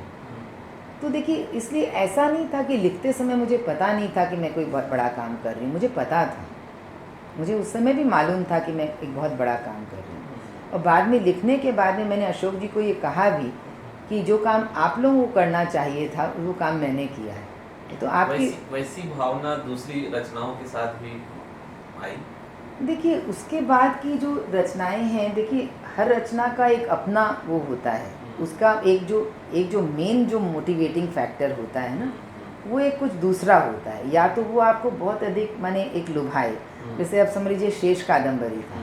तो अब शेष कादम्बरी लिखने के क्यों लिखी गई? क्योंकि मैं एक महिला से मिली और मुझे उनका जीवन बहुत दिलचस्प लगा, तो मुझे बहुत ही उत्सुकता हुई, क्योंकि वो जीवन भी जुड़ा हुआ था एक शहर के इतिहास से। तो बहुत कुछ कॉमन भी देखिए होता है। तो मतलब एक तो इस शहर के इतिहास से जो पहले मारवाड़ी फर्म यहाँ पर बने, वो मैंने उस तरह के, फिर एक उनका अपना जीवन, वो एक एडॉप्टेड महिला थी और वो 70 साल की उम्र में भी अपने इस एडॉप्शन से वो मैंने अपने नॉर्मल नहीं हो पाई थी। अच्छा, मेरा भाई जो है वो एडॉप्टेड है, तो मैंने हमेशा पूरे बचपन भर ये सोचा कि ये क्या सोचता होगा, इसको पता है कि नहीं पता है। मैंने आप एक छोटे बच्चा जो होता है, जब आपको पता चलता है तो वहाँ से आपकी एक अपनी एक कष्ट शुरू होता है। तो उनका जो एक अडॉप्शन का कष्ट था, उससे मैं बहुत अपने को रिलेट कर सकती थी। और किस तरह मतलब दो जो परिवार होते हैं और दोनों उसको अपना नहीं मानते हैं, क्योंकि सबको एक संदेह होता है, उसको लगता है वो उसको तरफ झुकाव है, उसको लगता है वो उस। तो एक 70 साल की औरत के अंदर में भी ऐसा कष्ट हो सकता है। फिर अपने जीवन का जो कष्ट, फिर वो NGO की तरफ में मुखातिब हुई और उनका एक अपना उन्होंने किस तरह से मतलब एक जीवन का कुछ अर्थ पाने की चेष्टा की। तो जो और जो कैरेक्टर्स थे कि उनकी जो तीसरी पीढ़ी है, उनकी जो दूसरी पीढ़ी है, वो किस तरह उनको डिसमिस करती है। तो वो जो एक मतलब जो एक मतलब कि आप पुराने हैं और आपका जो दुख था, आपका जो सुख था, या आपके पास में प्रिविलेज था, तो आपके दुख क्या दुख थे। जो तीसरी पीढ़ी है उसको लगता है कि आपकी तो एक प्रिविलेज लाइफ थी, सब कुछ तो आपको मिला हुआ था, तो फिर क्या दुख था। तो ये जो डिसमिसिव जो दूसरी अगली पीढ़ियाँ जो करती हैं, एक उसका दंश, और उसके बीच में जो ये एक तीसरा पात्र है, एक जो लड़की होती है सविता, जिसको वो मदद करते करते उसको अपने घर में ले आती हैं, और फिर कैसे मतलब वो पूरा का पूरा एक जो है वो प्रोजेक्ट जो है वो एक फेल्ड प्रोजेक्ट होता है। तो मतलब ये जो इतने सारे पात्र थे, तो वो एक मुख्य ड्रॉ था कि मतलब कि ये तीन पीढ़ियाँ, जो एक नानी का और एक उसका संवाद है, ये दो के बीच का संवाद, और एक नानी की जो अपनी जो एक हताशा है अपने जीवन से, जो एक जिसमें एक एडॉप्शन वाली बात मेरे दिमाग में जो मुझे सबसे ज़्यादा अट्रैक्ट की होगी उनके प्रति, कि वो इतनी इस उम्र में आकर के भी वो आंसू तक गिरा सकती थी। मैंने पढ़ी लिखी औरत थी बहुत, मतलब अपने ज़माने में जो रेटो कॉलेज से पास की हुई, मारवाड़ियों में पहली महिला, पहली या दूसरी, तो ऐसे कोई साधारण औरत नहीं थी। तो मतलब कि लेकिन एक ऐसी चीज़ जिसको आप मतलब मरते दम तक भी आप उसके लिए माफ़ न कर सकें, अपनी मरी हुई माँ को जिसने कभी आपको राइटफुल जगह नहीं दी, या उस माँ को जिसने ऐसे ही दे दिया आपको, उन भाई बहनों को जिन्होंने सोचा कि इसकी तो बहुत प्रिविलेज लाइफ है, तो इसलिए उन्होंने कभी उनके दुख को या उनको अपना मानने की चेष्टा नहीं की। तो ये शायद एक अपने ही जीवन से कुछ एक चीज़ ऐसी आती है ना, जो आपको बहुत ड्रॉ करती है उस तरफ। और जैसे एक ब्रेक के बाद जो है उसका एक मुख्य ड्रॉ मतलब जो गुरु का जो कैरेक्टर है, कि जो एक जो जीवन में भी जुड़ा हुआ है और एक जिसकी एक स्पिरिचुअल क्वेस्ट भी है, तो वो इन दोनों तरह के पात्रों के बीच में, तो वो मुख्य ड्रॉ गुरु का कैरेक्टर था। बाकी सब सेकेंडरी होते हैं, पर हर उपन्यास के पीछे एक मुख्य कथा होती है। अब जानकी दास में ये जो अमेरिका रिटर्न इंजीनियर जो झुके हुए मकान में रहता है और केस फाइट करता है, और ये मकानों का झुक जाना, तो ये अपने आप में मतलब एक मोटिव की तरह आता है कि मतलब कि ये जो विकास है, और उसके बाद में मतलब किस तरह आदमी मैंने कैसे चीज़ें मैंने कितनी तेज़ी से बदल रही हैं। तो हर कथा के पीछे एक देखिए ड्रॉ होता है, और वो कथा जब आप लिखना शुरू करते हैं, तो जो आपने जो लिख दी है कथा, जो छप चुकी है, वो कथा आपकी अपनी रहती नहीं है। आप जिस कथा को लिख रहे हैं, आप उसमें बहुत ज़्यादा इन्वॉल्व होते हैं, माने वो कथा ही उस समय आपके जीवन का सबसे बड़ा सच होती है। लेकिन कलिकथा के साथ में ये था, देखिए साहित्य अकादमी पुरस्कार मिलने से एक तो मुझे ये लाभ हुआ कि मुझे अपनी स्पेस मिलने में आसानी होगी। जैसे अशोक जी का ये मत था कि मुझे साहित्य अकादमी पुरस्कार नहीं लेना चाहिए, क्योंकि उनका और उनके साथियों का मत ये था कि मैंने अशोक जी को तो ये लगा कि पहले उपन्यास पर इतना बड़ा पुरस्कार मिल जाए तो लेखक की तो संभावनाएं खत्म हो जाएंगी। उनको लग रहा था कि, और मेरा ये मानना था कि अगर एक उपन्यास ही एक मैंने पुरस्कार ही अगर मेरी संभावनाएं खत्म कर सकता है, तो फिर मेरे में क्या संभावना वो देख रहे हैं। मतलब मुझे उनसे ये शिकायत थी कि मतलब कि उनको ऐसा क्यों लग रहा है, या उनके और जो मित्र थे उनको ऐसा क्यों लग रहा है। और मुझे ये लग रहा था कि मतलब कि एक जिस समाज में मैं रहती हूँ, और जैसा मेरा जीवन था, इतनी भाग दौड़, इतनी मैंने सबको, इतने लोगों को खुश करना, अपने बच्चों को खुश करना, अब उनके बाल नहीं कटे तो उनके जूते गंदे रह गए कि पेंसिल में शार्पन नहीं की हुई थी, मतलब इतनी परेशानियाँ होती हैं। एक औरत, यहाँ पर तो देखिए एक औरत ही होना पड़ता है, जो आप जीवन जी रहे हैं। लेखक तो आप कुछ भी बन सकते हैं, पर एक जीवन तो आपको एक औरत का ही जीना पड़ता है। तो यहाँ तक कि बच्चे भी क्वेश्चन मार्क खड़ा करते हैं कि तुम कैसी माँ हो, जो तुम ये नहीं करती हो, तुम ये नहीं ध्यान देती हो। अभी भी कहते हैं बच्चे कि तुम तो कभी थी नहीं, जब हम लोग को तुम्हारी ज़रूरत थी तो तुम थी नहीं। तो मैंने कहा मैं कहाँ थी, घर के बाहर तो मैं जाती ही नहीं। तो घर के बाहर तो मैं जाती ही नहीं थी, क्योंकि मेरी कोई सोशलाइजिंग नहीं थी ऑब्वियसली। कलिकथा लिखने में मैं 70 साल से नीचे लोगों से मिलना ही नहीं पसंद करती थी। मैंने कभी परिवार में कोई की सोशलाइजिंग कभी की नहीं, कोई शॉपिंग की नहीं, कभी कोई मार्केट गई नहीं। तो ऐसे भी मेरी लाइफ में न मेरी कोई फ्रेंड्स, मैंने सबसे कोई से भी संबंध रखा, क्योंकि समय नहीं था। अब अपना लिख पढ़ लें और अपने बच्चों को पाल लें, उतना ही काफ़ी था। तो इसलिए मेरे पास कोई भी चीज़ के लिए समय नहीं था। तो मैं कभी भी घर से बाहर नहीं निकलती थी, हमेशा मतलब कुछ काम से गई, कोई लाइब्रेरी गई या किसी से मिलने गई, या उतना ही था। तो मैं तो हर समय थी, पर मेंटली नहीं होंगी। तो इसलिए देखिए कि पुरस्कार मिलने से ये तो सुविधा हुई कि मतलब कि एक मुझे मतलब अपना स्पेस पाने में एक तरह की एक वैलिडिटी होती है ना। आपको अगर कोई एक समाज अगर आपको एक रिकग्निशन देता है, हालांकि मारवाड़ी समाज में साहित्य अकादमी पुरस्कार कितने लोग जानते होंगे और क्या समझते होंगे, पर हमारा परिवार तो कम से कम ऐसे परिवार बहुत सपोर्टिव रहा है।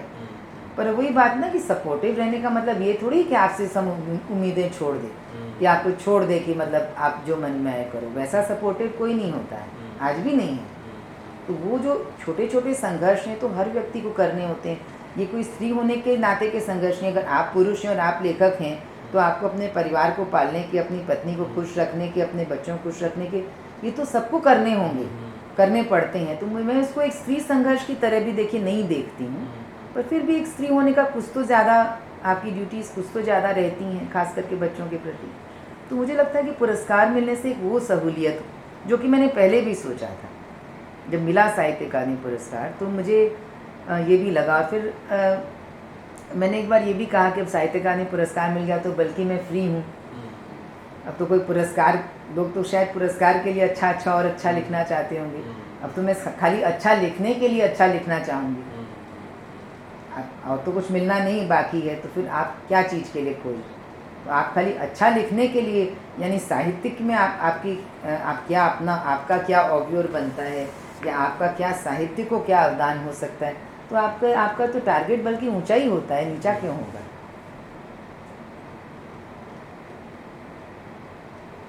रास्ते में आ रहा था तो एक प्रश्न मेरे मन में आया। वो ये है कि मन इस तरह के प्रश्न भी पूछे ही जाते हैं, लेकिन ये मेरा पर्सनल प्रश्न समझिए, क्यों लिखती हैं आप? एक तो ये प्रश्न। दूसरा ये है कि जब आपको प्रतिकूल बातें सुनने को मिलती हैं, जो आपको अपमानजनक लगती हैं, आपको पीड़ा पहुंचाती हैं, तो एक व्यक्ति अलका सर आओगी और एक लेखक अलका सर, उन बातों से, उन परिस्थितियों से अपने को कैसे? देखिए, क्यों लिखती हूँ तो इसको मैंने एक तरह से लिखा भी है, जो मेरा नया उपन्यास किस्सा ला रहा है, उसमें कुछ एक आत्मकथा, सच्चा झूठा, हाँ, एक सच्ची झूठी गाथा। तो वो कुछ हिस्सों में एक लेखक के रूप में, ज़्यादातर मैंने एक लेखक एक परिवार के अंदर, मैंने एक परिवार, एक आत्मकथा, हाँ, आत्मकथात्मक है। तो मतलब कि एक लेखक के रूप में एक परिवार के अंदर एक जो लेखक रहता है तो कैसे उन चीज़ों को झेलता है और देखता है, तो ये मैंने थोड़ा उसमें लिखा भी है। तो लिखती क्यों हूँ, देखिए शायद अब ये भी बहुत सारे संयोग होते हैं ना, कि जैसे मैं अशोक जी से जब मिली तो मुझे ये समझ में नहीं आया कि ये, तब मैं 24.5 साल की थी, मुझे समझ में नहीं आया कि ये आदमी जो फ़कीर की तरह से रहता है फतेहाल, और सीताराम सेक्सरिया हमारे स्कूल के मंत्री थे जो उनके पिता थे। तो हम लोगों ने शिक्षायतन स्कूल में पढ़ी, तो हमेशा उनको बचपन से ही देखा था, बिल्कुल एकदम सफ़ेद, गोरे भी बहुत थे और एकदम सफ़ेद, कोई सल भी ना हो, ऐसे एकदम कलफदार धोती कुर्ता पहने हुए, और उतना मतलब ऐसे उनको देखा तो ऐसे लगता था कि अशोक जी ऐसे कैसे रहते हैं। और ये भी लगा कि बहुत दुखी भी रहते हैं। तो आप सच पूछे तो उनको क्या चीज़ का दुख है, जिस आदमी को कोई पद नहीं चाहिए, जिसको कोई धन नहीं चाहिए, जिसको कोई नाम नहीं चाहिए, जिसको कुछ नहीं चाहिए, फिर वो क्यों दुखी रहता है? वो तो संसार के बाकी संसारी लोगों से बहुत ज़्यादा दुखी थे। तो वो किस चीज़ को लेकर के दुखी है, एक तो मेरी शायद समझने की यही इच्छा बहुत हुई होगी, और मतलब कहीं ये समझ में भी आया होगा कि मतलब कि लिखने में कुछ एक ऐसी बात है जो दुनिया के किसी काम में नहीं। माने लेखक जो है वो एक ऐसा प्राणी है जैसा कोई दूसरा प्राणी हो नहीं सकता। कोई इंसान धरती पर जो पैदा होता है वो हो नहीं सकता है। तो इसलिए लिखना एक बहुत महान काम है, एक तो मतलब, और उससे बड़ा कोई दूसरा काम नहीं है। एक तो मतलब ये बात मन में रहती आई होगी। देखिए 24-25 साल की मतलब मेरे 2 बच्चे हो चुके थे, और जैसे मैंने आपको बताया कि बच्चों के नाखून बढ़ जाते हैं, बाल बढ़ जाते हैं, जूते गंदे हो जाते हैं वगैरह वगैरह। तो मतलब कि उसके बीच में ये एक समझ लेना, इस चीज़ को एक इंटरनलाइज कर लेना। तो मैं जो अशोक जी को गुरु कहती हूँ वो इसी अर्थ में ज़्यादा कहती हूँ कि वो तो हमेशा ये कहते थे, उनको समझ में, किसी ने उनसे पूछा कि कली कथा आपको कैसा लगता है, तो उन्होंने कहा मेरे तो समझ में नहीं आया आज तक क्या है। तो वो कभी अपनी राय भी नहीं बना पाते थे, तो हमको तो वो क्या मतलब वैसे क्या सिखाते। पर उन्होंने यही, उनसे जो मैंने सीखा वो यही सीखा कि एक तो मैंने, आप जब कोई भी पावर प्ले के बाहर होते हैं तो आप एक सच्चे अर्थों में जीवन जीते हैं, मतलब एक सच्चा इंसान हो पाना, और आप जो काम करते हैं उसके प्रति आपकी मतलब एक ऐसी निष्ठा होना कि सब कुछ मतलब आपके लिए ख़त्म हो जाए। अब हम लॉर्डसना रोड में ही रहते थे और अशोक जी भी लॉर्डसना रोड में ही रहते थे, तो हमारे ससुर जी तो उनके हम उम्र ही होंगे। तो हमारे ससुर जी कहते थे कि अरे तुम्हारे अशोक जी सड़क पे बैठ करके वो दाढ़ी हजामत बनवा रहे थे नाई से ईंट पे बैठ करके, तो ऐसे क्यों रहते हैं, उनको कहो कि मतलब कि ऐसे। तो मुझे बहुत गुस्सा आता था, मतलब एकदम मेरा खून खौल जाता था एकदम गुस्से के मारे, कुछ कह नहीं पाती थी। तो मैं कहती थी कि हाँ वो ऐसे ही है, और मुझे बहुत मतलब कष्ट होता था, क्योंकि मुझे लगता था कि अशोक जी को कोई समझ ही नहीं सकता, खासकर ये मारवाड़ी लोग तो इनको पागल, मूर्ख, झक्की कुछ भी समझते हों, पर कोई समझ ही नहीं सकता है कि अशोक सेकसरिया क्या व्यक्ति है। तो एक वो जो उस बात से भी मुझे बहुत कष्ट होता था कि देखिए मतलब एक ऐसा समाज है। मैं यूनिवर्सिटी में पढ़ने जा रही थी, मुझे लगता था कि ये सारे प्रोफेसरों की चटनी बना दी जाए कलकत्ता यूनिवर्सिटी के, तो भी अशोक जी के पाँव के नीचे आ जाएगी। पर अशोक जी अपने आप को कभी वैसे बताते नहीं थे, वो तो हमेशा एक जिज्ञासु बच्चे की तरह थे, वो हमेशा आपसे ही समझते रहते थे कि आप क्या जानती हैं। वो खुद कभी किसी को कुछ नहीं समझाते थे। तो वो एक अद्भुत गुरु थे जो किसी को कुछ नहीं पढ़ाते थे और कोई उनकी राय नहीं बनती थी किसी भी चीज़ पे। वो हमेशा आपको एक उलझन की दुनिया में डाल सकते थे। कई बार तो मैंने बड़ा वो होकर के कहना पड़ता था कि हाँ ठीक है, मैं ऐसे जैसा लिखा गया मैंने लिख लिया, क्योंकि ये लगता था कि अब इनकी बात सुनो तो और ये आदमी पागल ही हो जाए।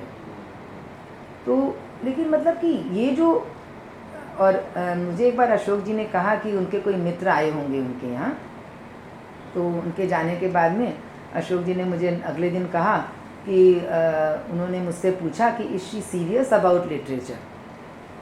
तो मुझे बहुत बुरा लगा। उसके बाद में घर में आकर के मैंने एक कागज़ पे इसको लिखा, is she serious about literature. ठीक है, रोज़ मैंने अपने आप से भी ये पूछना चाहिए, क्योंकि मुझे लगा कि अशोक जी मुझे ये बात बता रहे हैं कि कोई और उनको कह गया है मेरे लिए, तो अशोक जी भी यही सोचते होंगे, इसीलिए कह रहे होंगे ना। तो अशोक जी की मतलब एक जो वो थी कि उनकी जो आलोचना थी उससे बहुत हर्ट फील होता था। और देखिए जब आपको इन सब बातों से हर्ट फील होता है ना, तब आपको बाकी बातों से कुछ हर्ट फील नहीं होता। अब मेरे माँ बाप मेरे लिए क्या कह रहे हैं, कि मेरे भाई बहन मेरे बारे में क्या कह रहे हैं, कि मेरे घर वाले मेरे बारे में क्या कह रहे हैं, इससे मुझे कोई ख़ास फ़र्क नहीं पड़ता, क्योंकि मेरे लिए एक वो चीज़ मतलब जो थी वो बहुत ही मतलब एक मतलब ये लगता था कि कि इतनी बड़ी दुनिया है जिसको जानना है, समझना है। और अशोक जी तो अंत तक भी वैसे ही थे। 82 साल के होकर 80 साल के होकर के उनकी डेथ हुई, वो अंत तक भी वैसे ही थे, उतने ही जिज्ञासु। डेथ बेड पे भी वो वैसे ही थे। उनके जैसा तो कोई हो ही नहीं सकता है जिसके अंदर मतलब इतनी ज्ञान की इच्छा हो कि जो ख़त्म ही नहीं हो कभी प्यास को। देखिए लिखना नहीं लिखना एक अलग बात है, लिखना तो एक तरह का काम है, आप कर लेते हैं या आप नहीं करते हैं, वो एक अलग बात है। लेकिन एक वैसी निष्ठा होना लेखन के प्रति, लेखक के प्रति, ये तो बहुत बड़ी बात है। तो इसलिए मुझे लगता है कि कि लिखना जब अशोक जी के कारण ही मतलब कि मेरे कभी मुझे ये समझ में आ गया होगा बहुत कम उम्र में ही कि इससे बड़ा और कोई काम शुरू किया था आपने कविताओं से या नहीं, कविताएं तो मैंने कभी नहीं लिखी। कविताएं छोटी जो कविताएं वो तो ऐसे ही दो जब चार तक- पांच ऐसे ही कभी घर में इनफैक्ट लिखी पिछले 5-6 सालों में। अशोक जी को मैंने कभी पढ़ाई भी नहीं वो कविताएं। तो लिखना मैंने शुरू किया था पत्रकारिता से। नवभारत टाइम्स में एक 8वां कॉलम निकलता था, वो लिखती थी। और आपके ये परिवर्तन एक पत्रिका निकलती थी, एक रविवार निकलती थी। राजकिशोर जी अशोक जी के मित्र थे, जी। तो राजकिशोर जी कभी कभी कहते थे लिख देने के लिए कुछ। तो और पहला जो एक आर्टिकल लिखा था वो भी अशोक जी के कहने पर ही लिखा था, क्योंकि मुझे लग रहा था कि ऐसा उसमें है क्या जो लिखी जाए कोई बात। यानी कि अशोक जी से एक अपनी बातें बताते हुए कि अंग्रेज़ी स्कूल में मेरा पहला दिन, तो एक इस तरह का एक छोटा सा आर्टिकल था जो परिवर्तन में छपा था। फिर पहली कहानी जो थी वो तो ऐसे ही लिखी गई कि मतलब कि मैं कहीं गई थी और मुझे एक पात्र दिखा जो बहुत हंसता था, और ये समझ में नहीं आया कि ये घर की हायरार्की, हमारा समाज में तो साफ समझ में आता है मालिक है कि नौकर है, समझ में नहीं आया कौन है।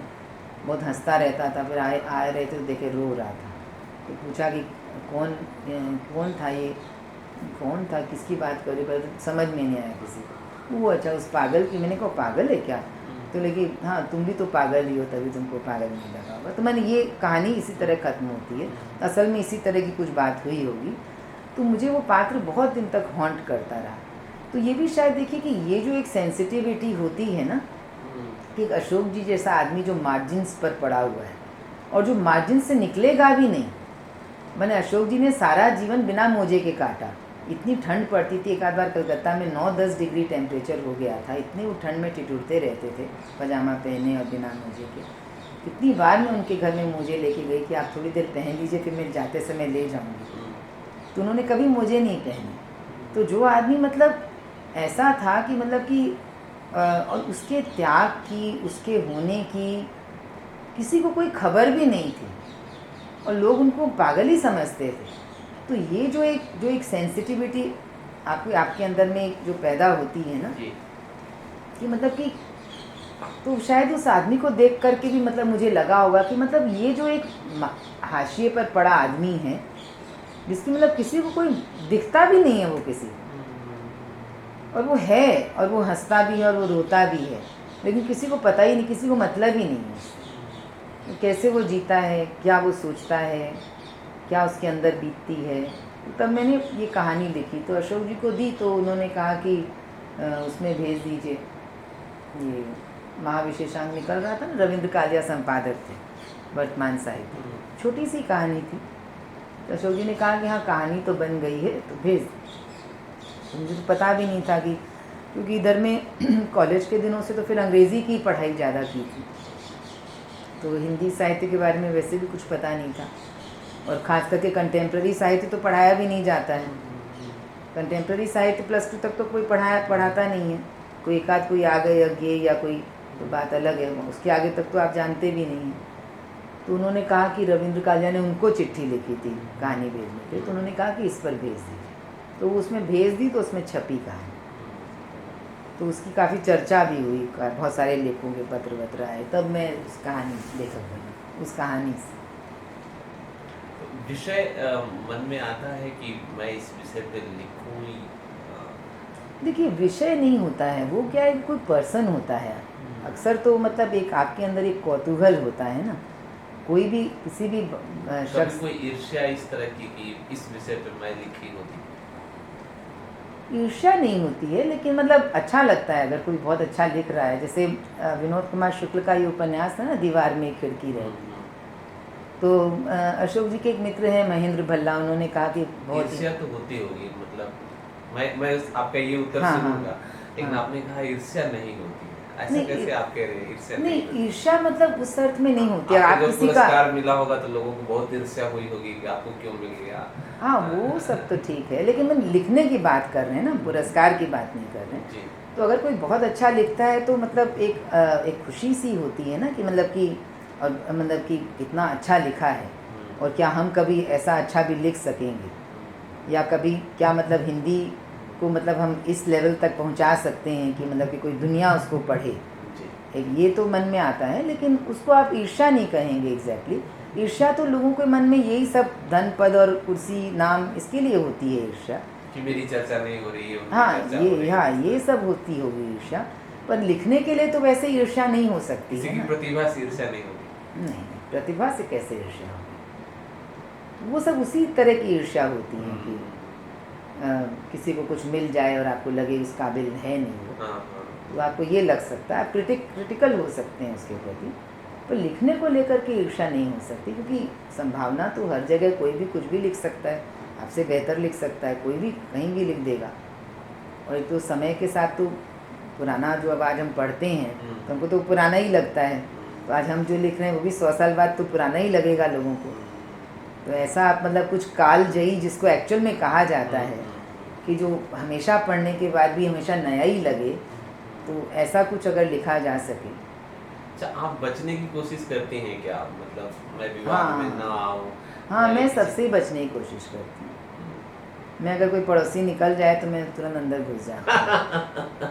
मैं सबसे ही बचने की कोशिश करती निर्मला जैन जी ने जो अपनी आत्मकथा लिखी है, हूँ। तो उसमें कुछ जो कंटेम्प्रेरी लेखिकाएं हैं उनमें एक दूसरे की प्रशंसा होने से जो परेशानी हुई, रिकॉग्निशन मिलने से जो परेशानी हुई एक दूसरे को लेकर, तो उसी संदर्भ में मैं कह रहा हूँ कि मैंने आपके संदर्भ में ऐसी बातें नहीं सुनी है कि आपको किसी से परेशानी हुई। नहीं, मैं तो किसी से मिलती जुलती नहीं हूँ। एक तो पहली बात तो ये है कि देखिए मेरा, लाइट जला लेकर हाँ, हाँ। ऐसा हो रहा है। मेरा अगर कोई काम नहीं हो किसी पर्टिकुलरली किसी से मतलब अगर कोई काम नहीं हो लिखने के संदर्भ से जी। जुड़ा हुआ, हाँ। तो मैं किसी से मिलती नहीं, मैं किसी कहीं भी नहीं जाती हूँ, मुझे ऐसे ही अच्छा लगता है। क्योंकि देखिए बात ये है कि आप लिखने के लायक बने रहें, पहले तो अपने को बचाना बहुत ज़रूरी है, प्रशंसा से भी बचाना ज़रूरी है और आलोचना से भी। अशोक जी कहते थे कि अपने बारे में कहीं कुछ पढ़ा मत करिए, कोई पत्रिका पढ़ने के लिए मना करते थे। अच्छा। हंस में मैंने अशोक जी पर एक आर्टिकल लिखा, तो जो एडिटर हैं संजय साहब, उन्होंने मुझे फ़ोन करके कहा कि आप एक अशोक जी पर आर्टिकल लिख दीजिए, अशोक सेक्सरिया पर। तो मैंने उनको कहा कि अशोक सेक्सरिया हंस पढ़ने के लिए मना करते थे, ये वहाँ से बात शुरू करनी पड़ेगी। तो वो हंसे, उन्होंने कहा कि हाँ अच्छा। हाँ लिख दीजिए। तो अशोक जी कभी भी अगर कहीं मेरा जिक्र भी हो तो कभी मुझे बताते नहीं थे, हालांकि वो सब पढ़ते थे, उनको सब पता रहता था कि कौन सी मैगज़ीन में क्या लिखा है, क्या विवाद चल रहा है, क्या, वो सारे अखबार और सारी हिंदी की पत्रिकाएं पढ़ते थे। ये जो बालेश्वर जी हैं परिषद में, ये उनके यहाँ ही रहते थे, अच्छा। तो उनको सब मिलती रहती थी। बालेश्वर जी आते ही हर पत्रिका ला के देते थे, वो रात रात में पढ़ डालते थे, तो उनको पता होता सब रहता था। पर मुझसे उन्होंने कभी किसी के बारे में कोई जिक्र नहीं किया। और कभी भी ये कहा, कोई बात अगर कभी हुई भी तो उन्होंने कहा कि अगर आप ये सिद्ध कर भी दें कि दूसरा आदमी क्षुद्र है, तो उससे आप कौन से महान बन जाते हैं। मैंने अल्टीमेटली क्षुद्रता तो है ही, देखिए। तो उन्होंने यही कहा कि उससे आप कौन से महान बन जाते हैं, आप सिद्ध कर भी दें कि कोई आदमी बहुत क्षुद्र है।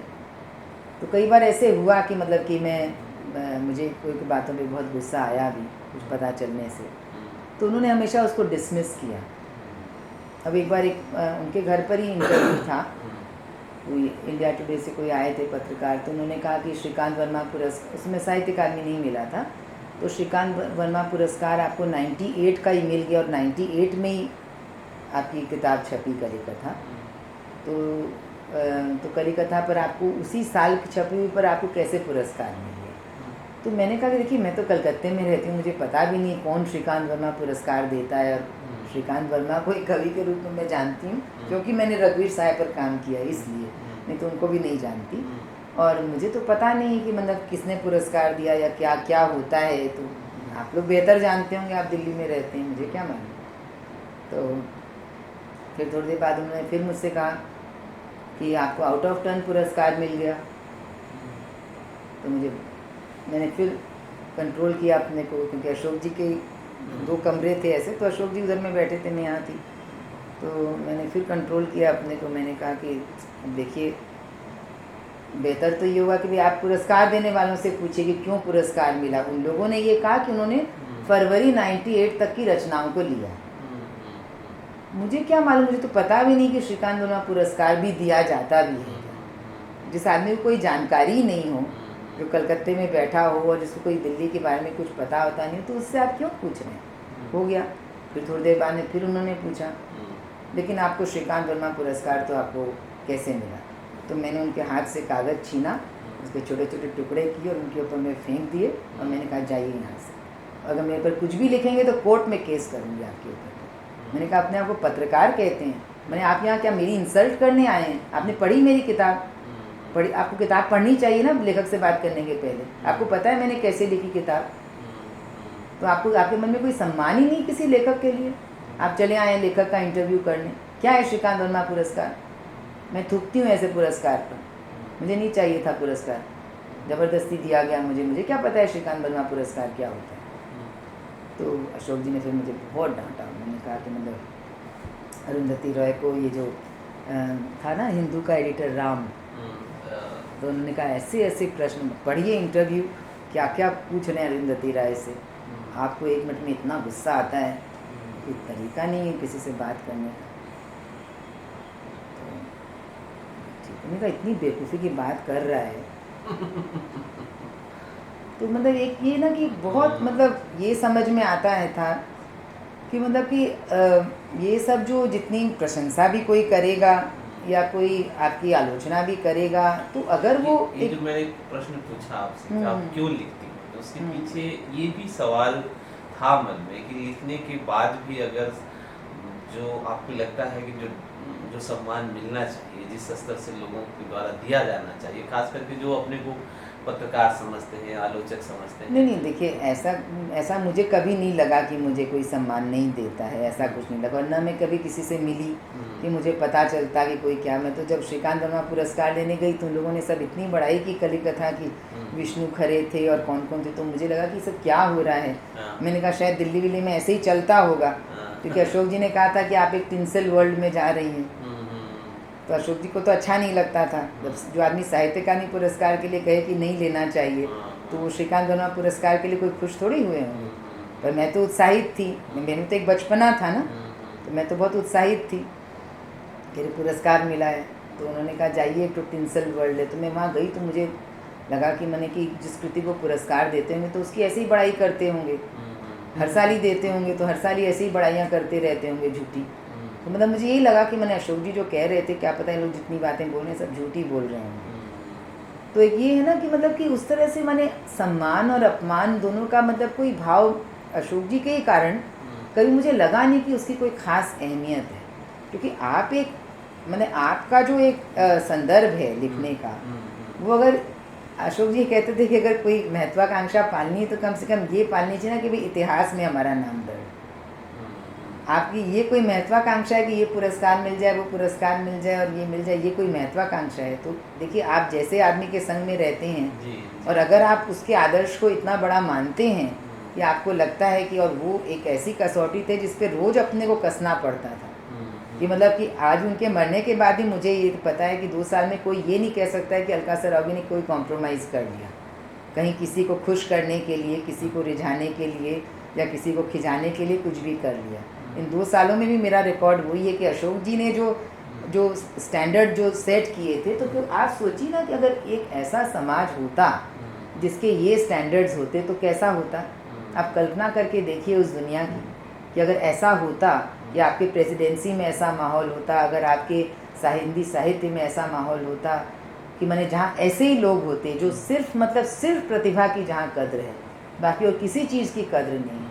मुझे साहित्य अकादमी पुरस्कार मिला तो क्या हुआ, मैं तो डर के मारे में जाने में उनके पास डर लग रहा था। मैंने अपने हस्बैंड को कहा कि चलिए आज अशोक जी के लिए रसगुल्ला लेके आप चलिए, आप चलेंगे तो कुछ उल्टा पुल्टा नहीं बोलेंगे। तो उनको मैं साथ में लेके गई, वो ऐसे कभी जाते नहीं थे, तो मैंने कहा चलिए अशोक जी के यहाँ चलते हैं। तो उनको देख करके उन्होंने कुछ कहा नहीं, तो वो साहित्य अकादमी पुरस्कार के लिए भी 2-4 उल्टी पुल्टी बातें कहते। तो मतलब ये है ना कि मतलब कि अगर आप एक ऐसे मतलब आपके दिमाग में एक ऐसी यूटोपियन कल्पना हो एक दुनिया की कि जिसमें कोई भी जोड़ तोड़, कोई भी तिकड़म आप करना ही नहीं चाहते हैं, आपको कोई बेनिफिट मिले तो आप लेना नहीं चाहते हैं, तो आप सोच के देखिए कि वो क्या, वो नैतिकता का वो क्या स्तर है। और अगर ऐसा नैतिक स्तर हो जाए हमारी दुनिया का, तो मुझे ये लगा कि मैं घर छोड़ कर के निकली, दोनों छोटे बच्चों को छोड़ करके और सारे परिवार को, तो ये सब करने के लिए कि इसको यहाँ झूठ बोलो, वहाँ झूठ बोलो, ये करो, ये इसको खुश करो, इसको तुम, मुझे लगा कि सब बेकार ही है। देखिए, लिखने का भी उसी से ही जुड़ा हुआ है।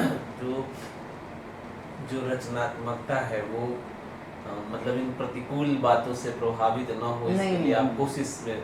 आपको अपने को बचाए रखना है, आपको सारी प्रशंसाओं से और सारी देखता हूँ फेसबुक पे भी आप बहुत ज्यादा उलझती नहीं है, ज्यादा नहीं, उतना नहीं। नहीं एक्टिव रहती है जैसे बाकी लोग। नहीं, मैंने सिर्फ एक ही बार प्रतिवाद किया था, हाँ, जब वो प्रभात रंजन या किसने लिखा था कि सेल्समैनशिप कर रहे हाँ, हैं, हाँ, तब मैंने लिखा था कि हाँ मेरे हस्बैंड भी बिजनेसमैन हैं हाँ। और वो कह रहे हैं कि तुमको तो 50,000 रुपये एडवांस मिल गया है, तो ये 800 रुपये के लिए तुमने इतनी जहमत उठाई, क्योंकि 100 प्रतियाँ बिकी तो 800 रुपया मिला, हाँ, तो उसके लिए तुमने इतनी जहमत उठाई, तुमको समझाना, जरा कोई समझा दे। फिर मुझे दिल्ली से किसी ने फ़ोन किया कि आप ये पोस्ट हटा लीजिए, तो मैंने कहा not on my dead body.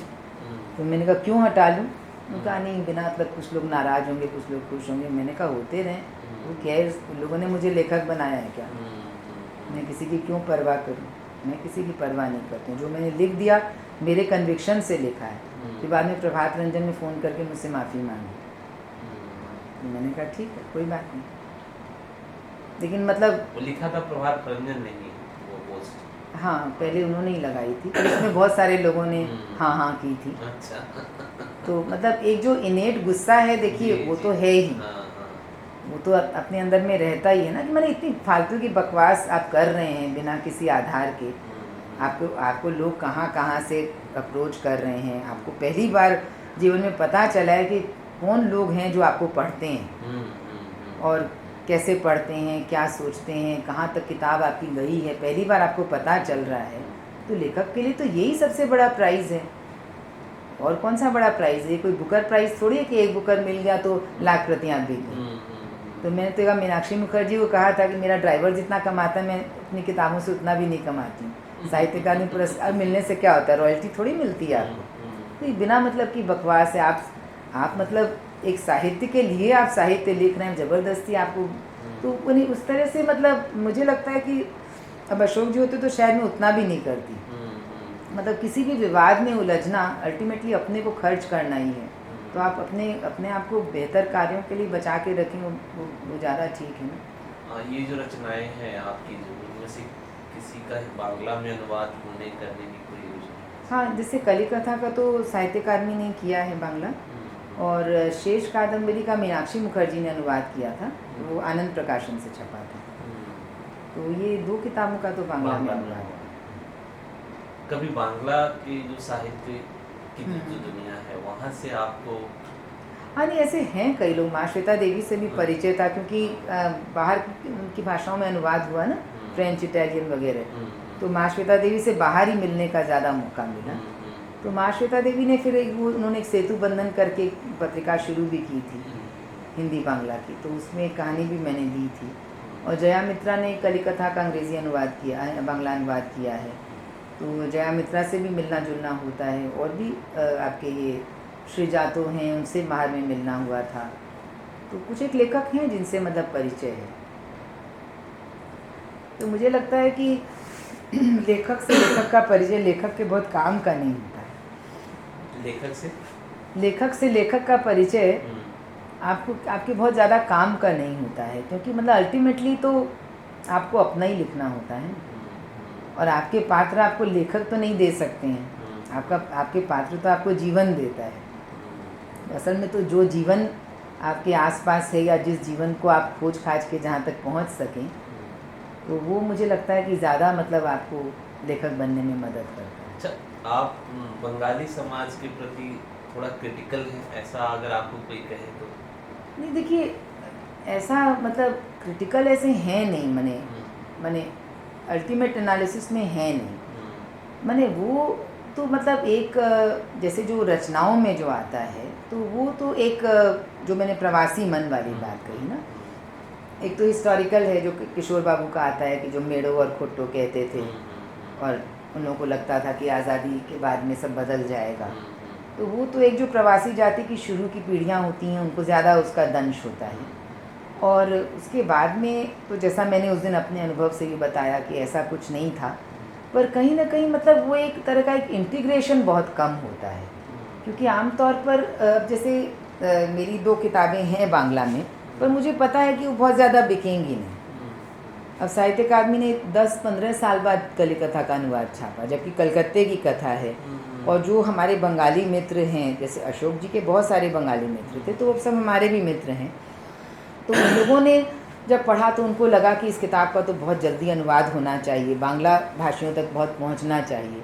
पर माने मारवाड़ियों के बारे में शायद एक इंटरेस्ट भी है, लेकिन फिर भी माने एक सब कुछ, एक हर समाज अपने में एक बंद समाज है।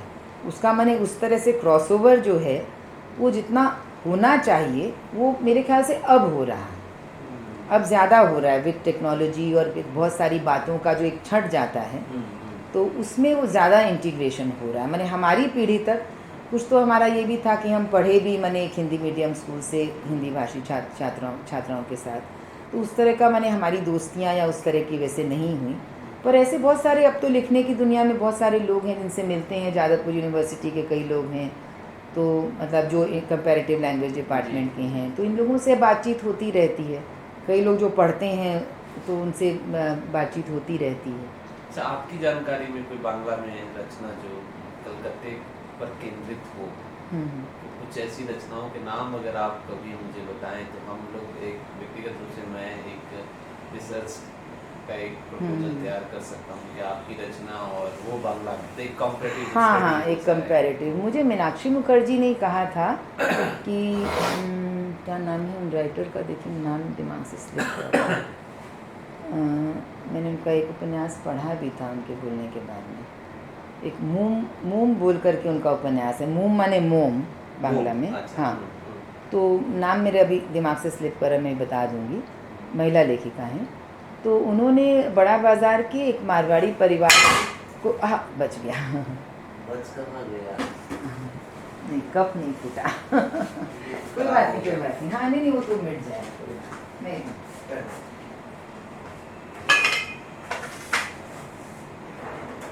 तो उन्होंने एक मारवाड़ियों के ऊपर में एक कथा लिखी है। मुझे किताब कभी मिली नहीं, मुझे वो किताब कभी मिली नहीं। अच्छा, लेकिन मीनाक्षी मुखर्जी ने उसके बारे में लिखा था।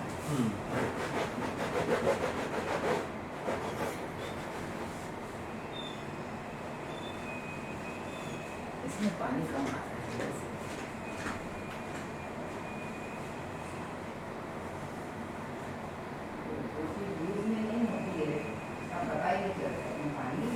पानी है यहाँ है मेरे पास, ये लीजिए। हाँ, यहाँ भी तो था, ग्लास में नहीं था ना।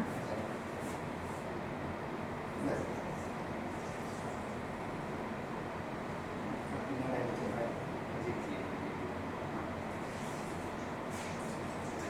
एक बार और करना। हाँ, तो मुझे वो मिला नहीं उपन्यास उनका। मैंने और एक दूसरा उपन्यास पढ़ा, तो शायद उससे हो सकता हो कंपैरेटिव कुछ। और कलकत्ते पर तो देखिए विषय वस्तु तो कलकत्ता ऑब्वियसली सब बहुत सारे के पात्रों में रहता ही है। मेरे पास एक अमित चौधरी का कैलकटा करके एक किताब है, जिसमें उन्होंने बहुत सारी रचनाओं से, उसमें कलिकथा का भी उदाहरण है। तो वो भी आप देख सकते हैं, मैं आपको दे सकती हूँ, तो वो देख सकते हैं। हो सकता है कि उसमें मतलब कुछ मिले आपको। ठीक है।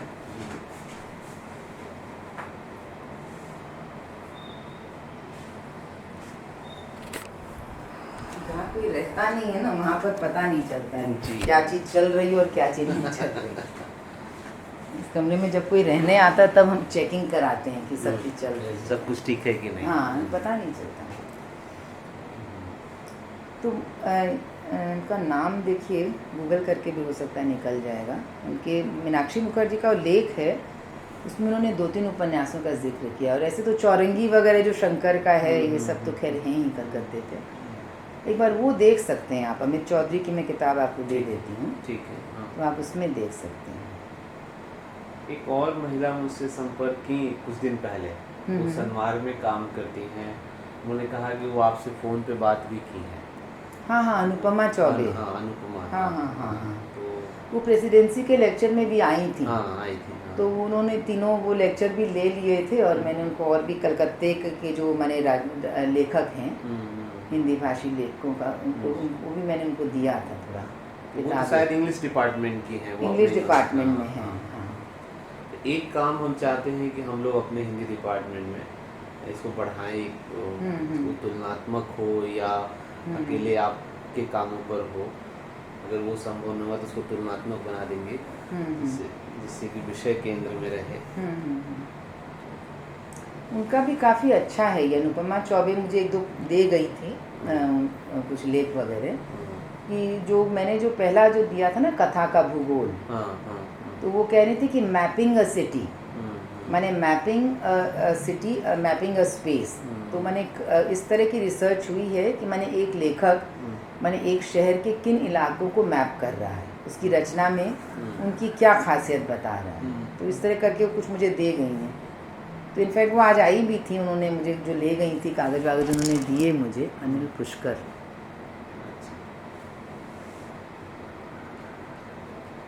हेलो,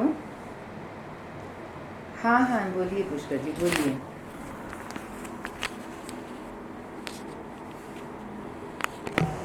जी, बहुत सारी मिस्ड कॉल्स।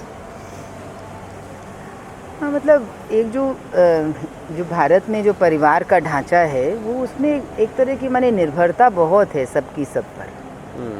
मतलब पति हमेशा पत्नी पर निर्भर रहता है, बच्चे हमेशा माँ पर निर्भर रहते हैं, कितने भी बड़े हो जाएं। फिर आपके ग्रैंड चिल्ड्रन होते हैं। मतलब एक औरत की दृष्टि से अगर कहूँ तो मैंने आप कभी भी वैसे आप उतने फ्री नहीं हो पाते हैं हमेशा।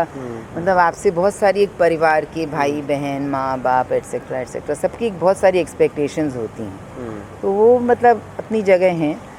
और साथ में ये भी है कि मतलब शुरू में की कहानियों में लिखते समय मतलब मुझे कई बार मतलब मेरे अंदर में बहुत सारा मतलब बहुत सारे सवाल उठते थे।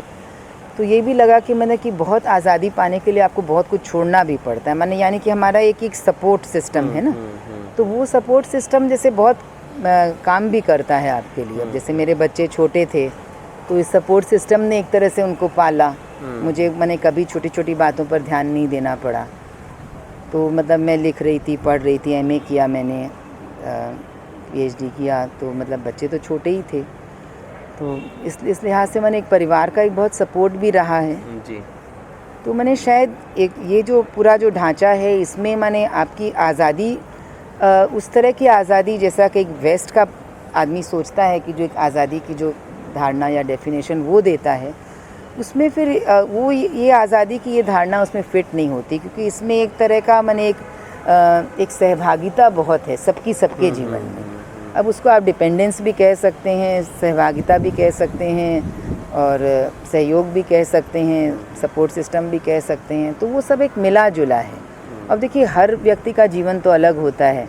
आपके जो गिवन है मेरे जीवन में जो है वो आपके जीवन में अलग होंगे या किसी और लेखक के जीवन में अलग होंगे, पर फिर भी मतलब मूल रूप से एक इस तरह का जो ढांचा है उसमें आदमी के अपने स्पेस की जगह हमेशा बहुत कम होती है। और मुझे हर बार ये लगता है कि जितनी बार मैं लिखती हूँ कुछ भी, कोई मतलब अगर उपन्यास लिख रही हूँ, तो हर बार वो स्पेस पहले मुझे एक अपने दिमाग में क्रिएट करनी पड़ती है। मैंने एक अपने आप से बातचीत करके क्रिएट करनी पड़ती है कि मुझे ये स्पेस चाहिए, ये मेरी स्पेस है, जो मुझे मतलब दूसरे लोग उसमें न आएँ। और उसके बाद में फिर धीरे धीरे अपने आसपास के लोगों को भी ये जताना पड़ता है कि मेरे लिए स्पेस छोड़ो, मुझे स्पेस की ज़रूरत है, मैंने बोल के भी। तो मैं आमतौर पे मैं उस तरह से झगड़े में यकीन नहीं रखती हूँ। मुझे लगता है कि मैंने कि हर व्यक्ति में संभावना है और पुरुषों में भी बहुत सारी संभावनाएं होती हैं, या जैसे जो मदर इन लॉ का जो एक फिगर होता है जो आमतौर पर फैमिलीज़ में। आज मैं गरिमा श्रीवास्तव की डायरी पढ़ रही थी, तो उसमें वो एक पत्र लिख रही हैं किसी अंजू दीदी को कि मैंने आप पढ़ लिख ली, सब कुछ कर ली, पर एक हमेशा जो एक सास का डोमिनेशन रहता है और जो एक बहू से एक्सपेक्टेशंस रहती हैं, तो वो सब भी रहती हैं। लेकिन मतलब एक तरह का मतलब एक सहयोग का भी भाव रहता है। तो मेरे ख्याल से वो जो है उसके साथ में हमको माने एक अपना खुद का एक स्पेस वर्कआउट करना होता है। तो थोड़ा मुश्किल तो होता है, पर फिर भी मतलब आप जब खुद आपके दिमाग में अगर कुछ आपको करना है और वो इतनी माने प्राथमिकता ग्रहण कर लेता है या आपके लिए वो खुद इतना महत्वपूर्ण हो जाता है, तो मेरे ख्याल से फिर बाकी चीज़ें अपने आप हो जाती हैं। माने यानी अपने ही मन को पहले तैयार करना अपनी स्पेस पाने के लिए, तो वो स्पेस फिर आप जब चेष्टा करते हैं तो आपको मिल जाती है। इसमें कोई ऐसे बहुत माने लड़ाई झगड़ा या संघर्ष वाली बात मैं नहीं मानती हूँ, कम से कम मेरे संदर्भ में वो लागू नहीं है। एक बार मैं अनामिका जी से मिलने गया था दिल्ली में, तो उन्होंने मिठाई खिलाई फ्रिज से निकाल के, बातचीत थोड़ी हुई, उनको अच्छा लगा कि मैं उनसे कुछ पूछने गया, मैं रिसर्च के संदर्भ में गया। तो मैंने उनसे आत्मनिर्भरता, बिल्कुल नया नया बच्चा था उस समय, क्योंकि मुझे कोई समझा नहीं पा रहा था कि स्त्री विमर्श है क्या और मुझे किस दिशा में आगे बढ़ना चाहिए। मैं जिससे भी मिल रहा था वो कंफ्यूज हो रहा था बहुत ज़्यादा। तो और उस समय हंस में, कथा देश में, जो भी जहाँ आर्टिकल दिखता था सिर्फ फ़ोटो कॉपी कराना है, ये समझ में आता था कि जहाँ भी स्त्री से संबंधित कुछ हो उसको फ़ोटो कॉपी करा दो। पढ़ता था तो कंफ्यूज होता था। तो अनामिका जी के पास जब गया तो उन्होंने कहा कि देखो, छोटे भाई की तरह मैं तो आपसे एक बात कह रहे हैं, बोलिए। उन्होंने कहा कि मुझे पता चले कि कल आपका जन्मदिन है, तो मेरे मन में एक सहज इच्छा हो सकती है कि चलो ऋषि आया है, छोटे आता जाता रहता है, छोटे भाई की तरह है, कल इसका जन्मदिन है, इसको एक टी शर्ट गिफ्ट दे देते। तो अगर मैं आज सोची हूँ और कल तुम्हें देना है, तो शाम को मैं अपने पति से ज़रूर इस मामले में बात करूँगी। वो जो बच्चा आता है, वो जो लड़का आता है, उसका कल जन्मदिन है, सोच रहे हैं कि एक टी शर्ट दे दें। जबकि मैं भी प्रोफेसर हूँ, वो डॉक्टर हैं, हम दोनों कमाते हैं, लेकिन मैं उनसे ज़रूर पूछूंगी कि दूँ कि नहीं दूँ, या मैं दे रही हूँ, एटलीस्ट इतना तो बता जरूर दूँगी, इतना बताऊंगी कि उसको दे रही हूँ। लेकिन अगर यही स्थिति मेरे पति के साथ, और तो वो उनके मन में शायद ख्याल भी नहीं आएगा कि एक बार मैं उससे पूछ लूँ कि एक छोटा बच्चा है, भाई है, दोस्त है, उसको ये चीज़ मैं दे रहा हूँ। उसी तरह उन्होंने एक दूसरा उदाहरण दिया कि गाड़ी एक है, हस्बैंड को सफदरजंग हॉस्पिटल, जो कैंपस में घर है, सफदरजंग हॉस्पिटल के कैंपस में, बहुत कम डिस्टेंस में हस्बैंड जाते हैं, वो वॉकिंग भी जा सकते हैं, और मैं सत्यवती कॉलेज जाती हूँ। ड्राइवर के मन में बात बैठी हुई है कि पहले सर को जाना है। ऐसे उसे किसी ने कहा नहीं है कि देखो फर्स्ट प्रायोरिटी तुम सर को देना, लेकिन उसके मन में है। जितने भी ड्राइवर मैंने बदल लिया, सबके दिमाग में है कि पहले सर को पूछना है कि उनको कहाँ जाना है। तो ये बात उसके दिमाग में भी है कि इस गाड़ी पर बैठने का पहला हक सर का है, फिर मैडम को भी कहीं जाना हो सकता है। तो ये दो उदाहरण देकर उन्होंने कहा कि अब इसको तुम आज़ादी और आत्मनिर्भरता, बाकी में तुम जिस तरह से अर्थ निकालना चाहो। नहीं, बात तो देखिए सही है, क्योंकि मुझे याद आता है कि जब हमारी शादी हुई तो हमारे पीहर में सब्जियां बहुत खाते थे, और मेरी क्या आदत थी कि मैं खाना बनते ही किताब लेकर के टेबल पर पहुंच जाती थी। तो वहाँ पुराना नौकर था, वो बिना पूछे ही डालता रहता था, मैं किताब पढ़ते पढ़ते खाती रहती। पिताजी को पसंद नहीं था किताब पढ़ते हुए खाना, तो जब वो आते थे, कभी उनकी आवाज़ सुनती थी तो किताब को नीचे रख के उसके ऊपर बैठ जाती थी बंद करके, और खाना खाती रहती थी। उनको मैंने पता नहीं चलना चाहिए, बाकी माँ वहाँ कुछ भी बोलें तो मैं सुनती नहीं थी। फिर जब शादी होके आई तो वहाँ पर सब्जियाँ ज़्यादा खाते थे। आमतौर पर राजस्थानी घरों में मैंने ट्रेडिशनली कम सब्जियाँ खाती। तो जब शादी होके आई तो जैसे सब्ज़ी बनी तो कोई हरी सब्ज़ी थी, मैंने खा ली 2-3 कटोरी। तो बाद में फिर नौकर ने कहा कि बाबू के लिए तो सब्ज़ी नहीं बची। तो हमारी माँ भी हमसे कहती थी कि पहले औरतों को पहले नहीं खाना चाहिए। तो मैं कहती थी कि तुम बाद में लास्ट में खाओ ना, तुमको कौन बोल रहा है। तो बाद में भी जब शादी भी होने वाली थी तभी भी कहती थी कि घर की औरतों को बाद में खाना चाहिए। मैंने कहा तुम खाती रहो, तुम्हारी प्रॉब्लम है, मेरी प्रॉब्लम तो नहीं है। तो माँ की बात वैसे कभी सुनी नहीं। शादी होके आई तो मैंने अपनी सास से कहा कि चलिए हम लोग खाना खा लेते हैं। तो माँ ने कहा नहीं, मैं तो नहीं खाऊंगी, तुम खा लो। तो उन्होंने सोचा होगा कि मतलब कि मैं नहीं खाऊंगी, तो मैंने कहा कि ठीक है, मैं तो खा लेती हूँ। तो फिर नौकर ने कहा कि सब्जी तो बाबू लोगों के लिए बची नहीं, सब बहू जी सब्जी खा गई। तो मुझे बहुत ही बुरा लगा। तो मैंने कहा तो कम क्यों बनाते हो, ज़्यादा बनाओ। अगर बहू जी ज़्यादा सब्जी खाने वाली आ गई हैं, तो मैंने फिर अपनी सास को कहा कि मैंने कहा ये इस तरह का नौकर है, कैसे आप लोग इसके साथ इतने दिनों तक काम कर रही हैं, तो इसको समझाइए कि आप लोग के यहाँ जो होता होगा वो होता होगा। अब हम तो जैसे हैं वैसे ही रहने वाले हैं, इसके लिए थोड़ी हम अपने को बदलेंगे। 2-4 तोरू और छील ले, उसमें क्या प्रॉब्लम है, इसको क्या प्रॉब्लम है। तो मतलब ये समझ में आया कि ये जो एक समाज का जो एक ढांचा बना हुआ है वो तो पितृसत्तात्मक समाज है ही, तो जो नीचे का तबका है उसकी औरत की सोचिए कि वो तो शहरी नहीं है, वो गांव से आया है, तो गांव में उसकी औरत तो लास्ट में ही खाती होगी या पानी में ही रोटी डुबा के खाती होगी। तो उसको वैसी औरतों को देखने की आदत है जो त्याग की मूर्ति हैं या जो त्याग जिनकी मजबूरी है। तो वो जब हमारी जैसी औरतों को देखता है तो उसको आश्चर्य होता है, और वो प्रतिरोध, पहला प्रतिरोध उसकी तरफ से ही होता है, जो आप ड्राइवर वाली बात कह रहे हैं ना। तो ये जो है, ये तो देखिए, अब आप जैसे ओवरनाइट किसी भी मेंटल फ्रेमवर्क को आप सब्स्टिट्यूट नहीं कर सकते, लेकिन इवॉल्व तो होता ही है आदमी। अगर मैं ही आपको अनामिका जी वाला ही उदाहरण दूं, तो मेरे पति की ऑफिस है बड़ा बाज़ार में, रेबन रोड में, तो उनकी तो ऑफिस तो बहुत दूर है, लेकिन अगर मुझे कहीं पास में जाना हो तो वो कहेंगे कि तुम गाड़ी ले जाओ, मैं तो टैक्सी में चला जाता हूँ। तो ये उनकी फितरत है कि वो ये कभी नहीं चाहेंगे कि मैं टैक्सी में जाऊँ, क्योंकि अगर एक गाड़ी है और ड्राइवर एक है तो वो कहेंगे कि तुम ले जाओ गाड़ी, मैं तो चला जाऊँगा, कोई दिक्कत नहीं है। तो ये भी एक अपना अपना देखिए, अब हालांकि उनकी भी अपब्रिंगिंग एक कंजर्वेटिव फैमिली में ही हुई है।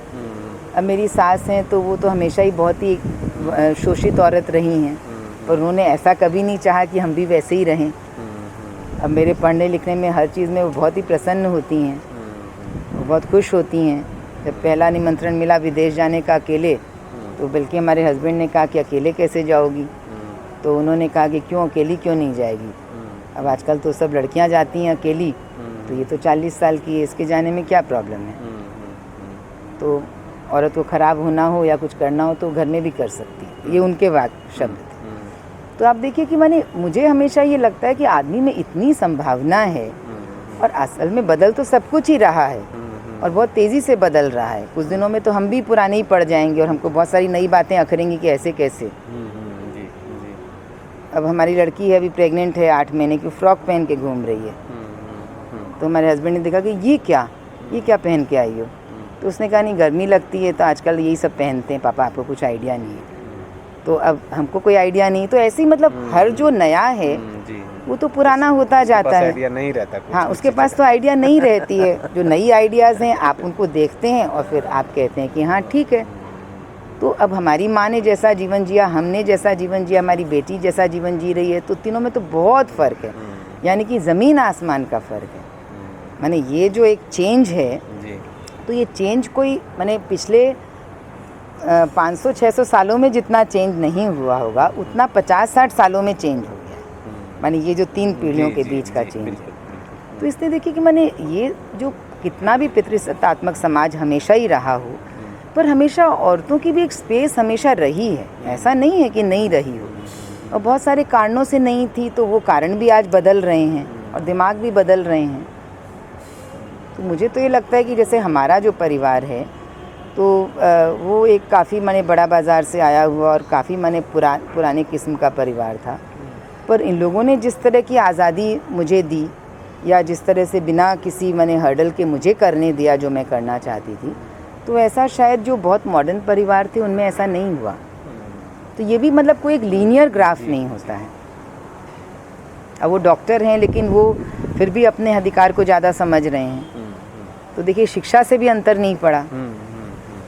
और कोई आदमी अगर नहीं भी उतना शिक्षित हो, पर फिर भी उसके अंदर में वो एक उदारता अगर पनप गई, तो ये जो डेवलपमेंट है, ये जो इवॉल्वमेंट है, ये तो कहाँ कहाँ हो सकता है, आपको क्या पता।